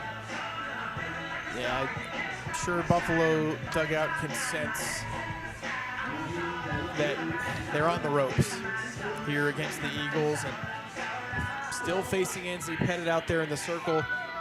The Eagles seem unstoppable with her out there in the circle. Again, she's not given up a run since she entered this game for the Eagles. 4 innings. I guess technically she did allow 1 earned run since she entered, but the other 5 runs that were scored came off of Freegee. As that is going to be set across and controlled. Got her. Yeah, Wade comes in, makes the grab in center. And 2 gone very quickly for the Buffaloes. And this one is about over. Tough outing. Milligan trying to save their season against Reinhardt in this elimination game. Glad you've been with us, man. It's a beautiful, sunshiny day for college softball in the tournament. And obviously, you know, it's sad to say goodbye, and that's why it matters so much to continue playing, to go on. There's something magical about a team and sport and coming together, the way it brings. I mean, just look at the crowd here. All the different people from all the states around us, from rich to poor, young, old, whatever, right? Everybody's come together to enjoy a day together in the sunshine, and I just love that. Yeah, it's definitely a cool thing to see all these different fan bases, kids, parents, grandparents, uncles, aunts, cousins, all here in this one spot to see these softball games. 13 hits for Reinhardt, and you'd think that's going to be blowing them out of the water as it's 11-6, but Milligan's got 8 as well.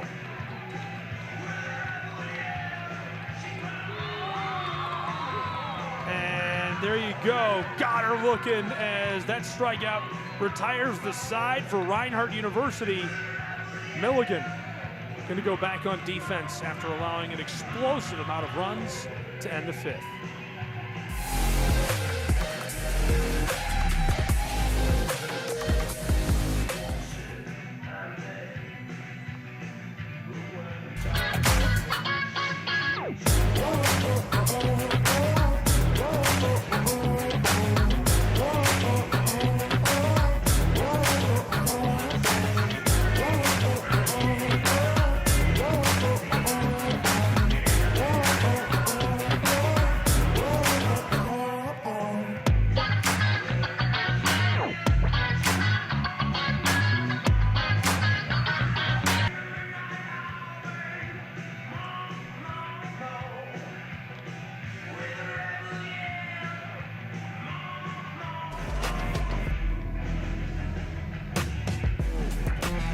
To look at these for a second earlier, but just wanted to revisit the season stats of these two teams.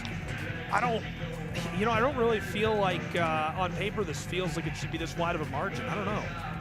Yeah, the pitching, I think, if you look at Reinhardt, 2.37 ERA, Milligan 3.95, there's your margin of difference there. I think the pitching for Milligan just not necessarily the same quality, especially with Ansley Pettit out there in the circle for Reinhardt. And I think that's why you see this game currently an 11-6 game. Rolled across, in trouble over at first, and one away for Milligan.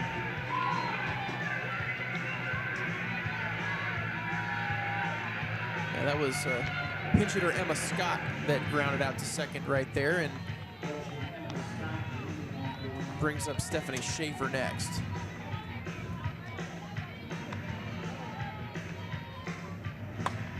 This is going to be roped across into the outfield and collected on the fly ball as Milligan looking to quickly turn the side and put us into the 7th, or they'll go back to back.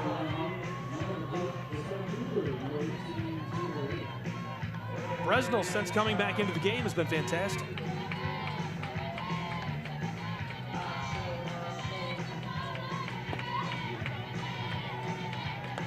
Maybe a little bit too little too late, unfortunately, for the Buffs. The big rally for Reinhardt. 7-run bottom of the 5th. Across, controlled, over to first and in time to retire the side. Bresnell, a nice play as that flips the Buffs back to back.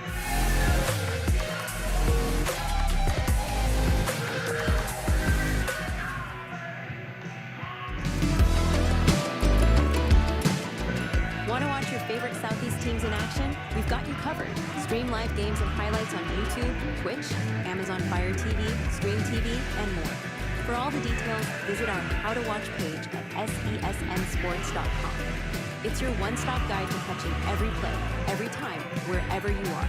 The Southeast Sports Network, bringing the game to you anytime, anywhere.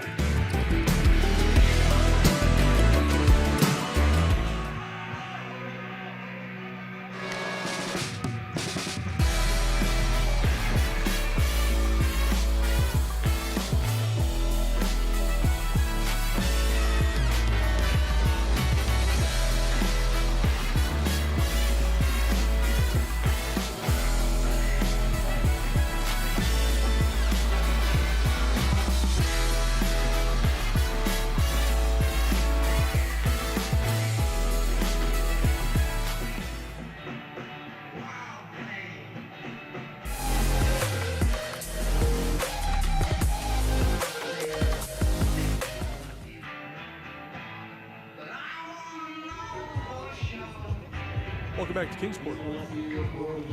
11-6, Reinhardt in the driver's seat. And Milligan a chance to come back. Yeah, they're 9-1 and 2 hitters coming up in this inning with Worley and then Vigil and Oler. Worley looking for a hot start.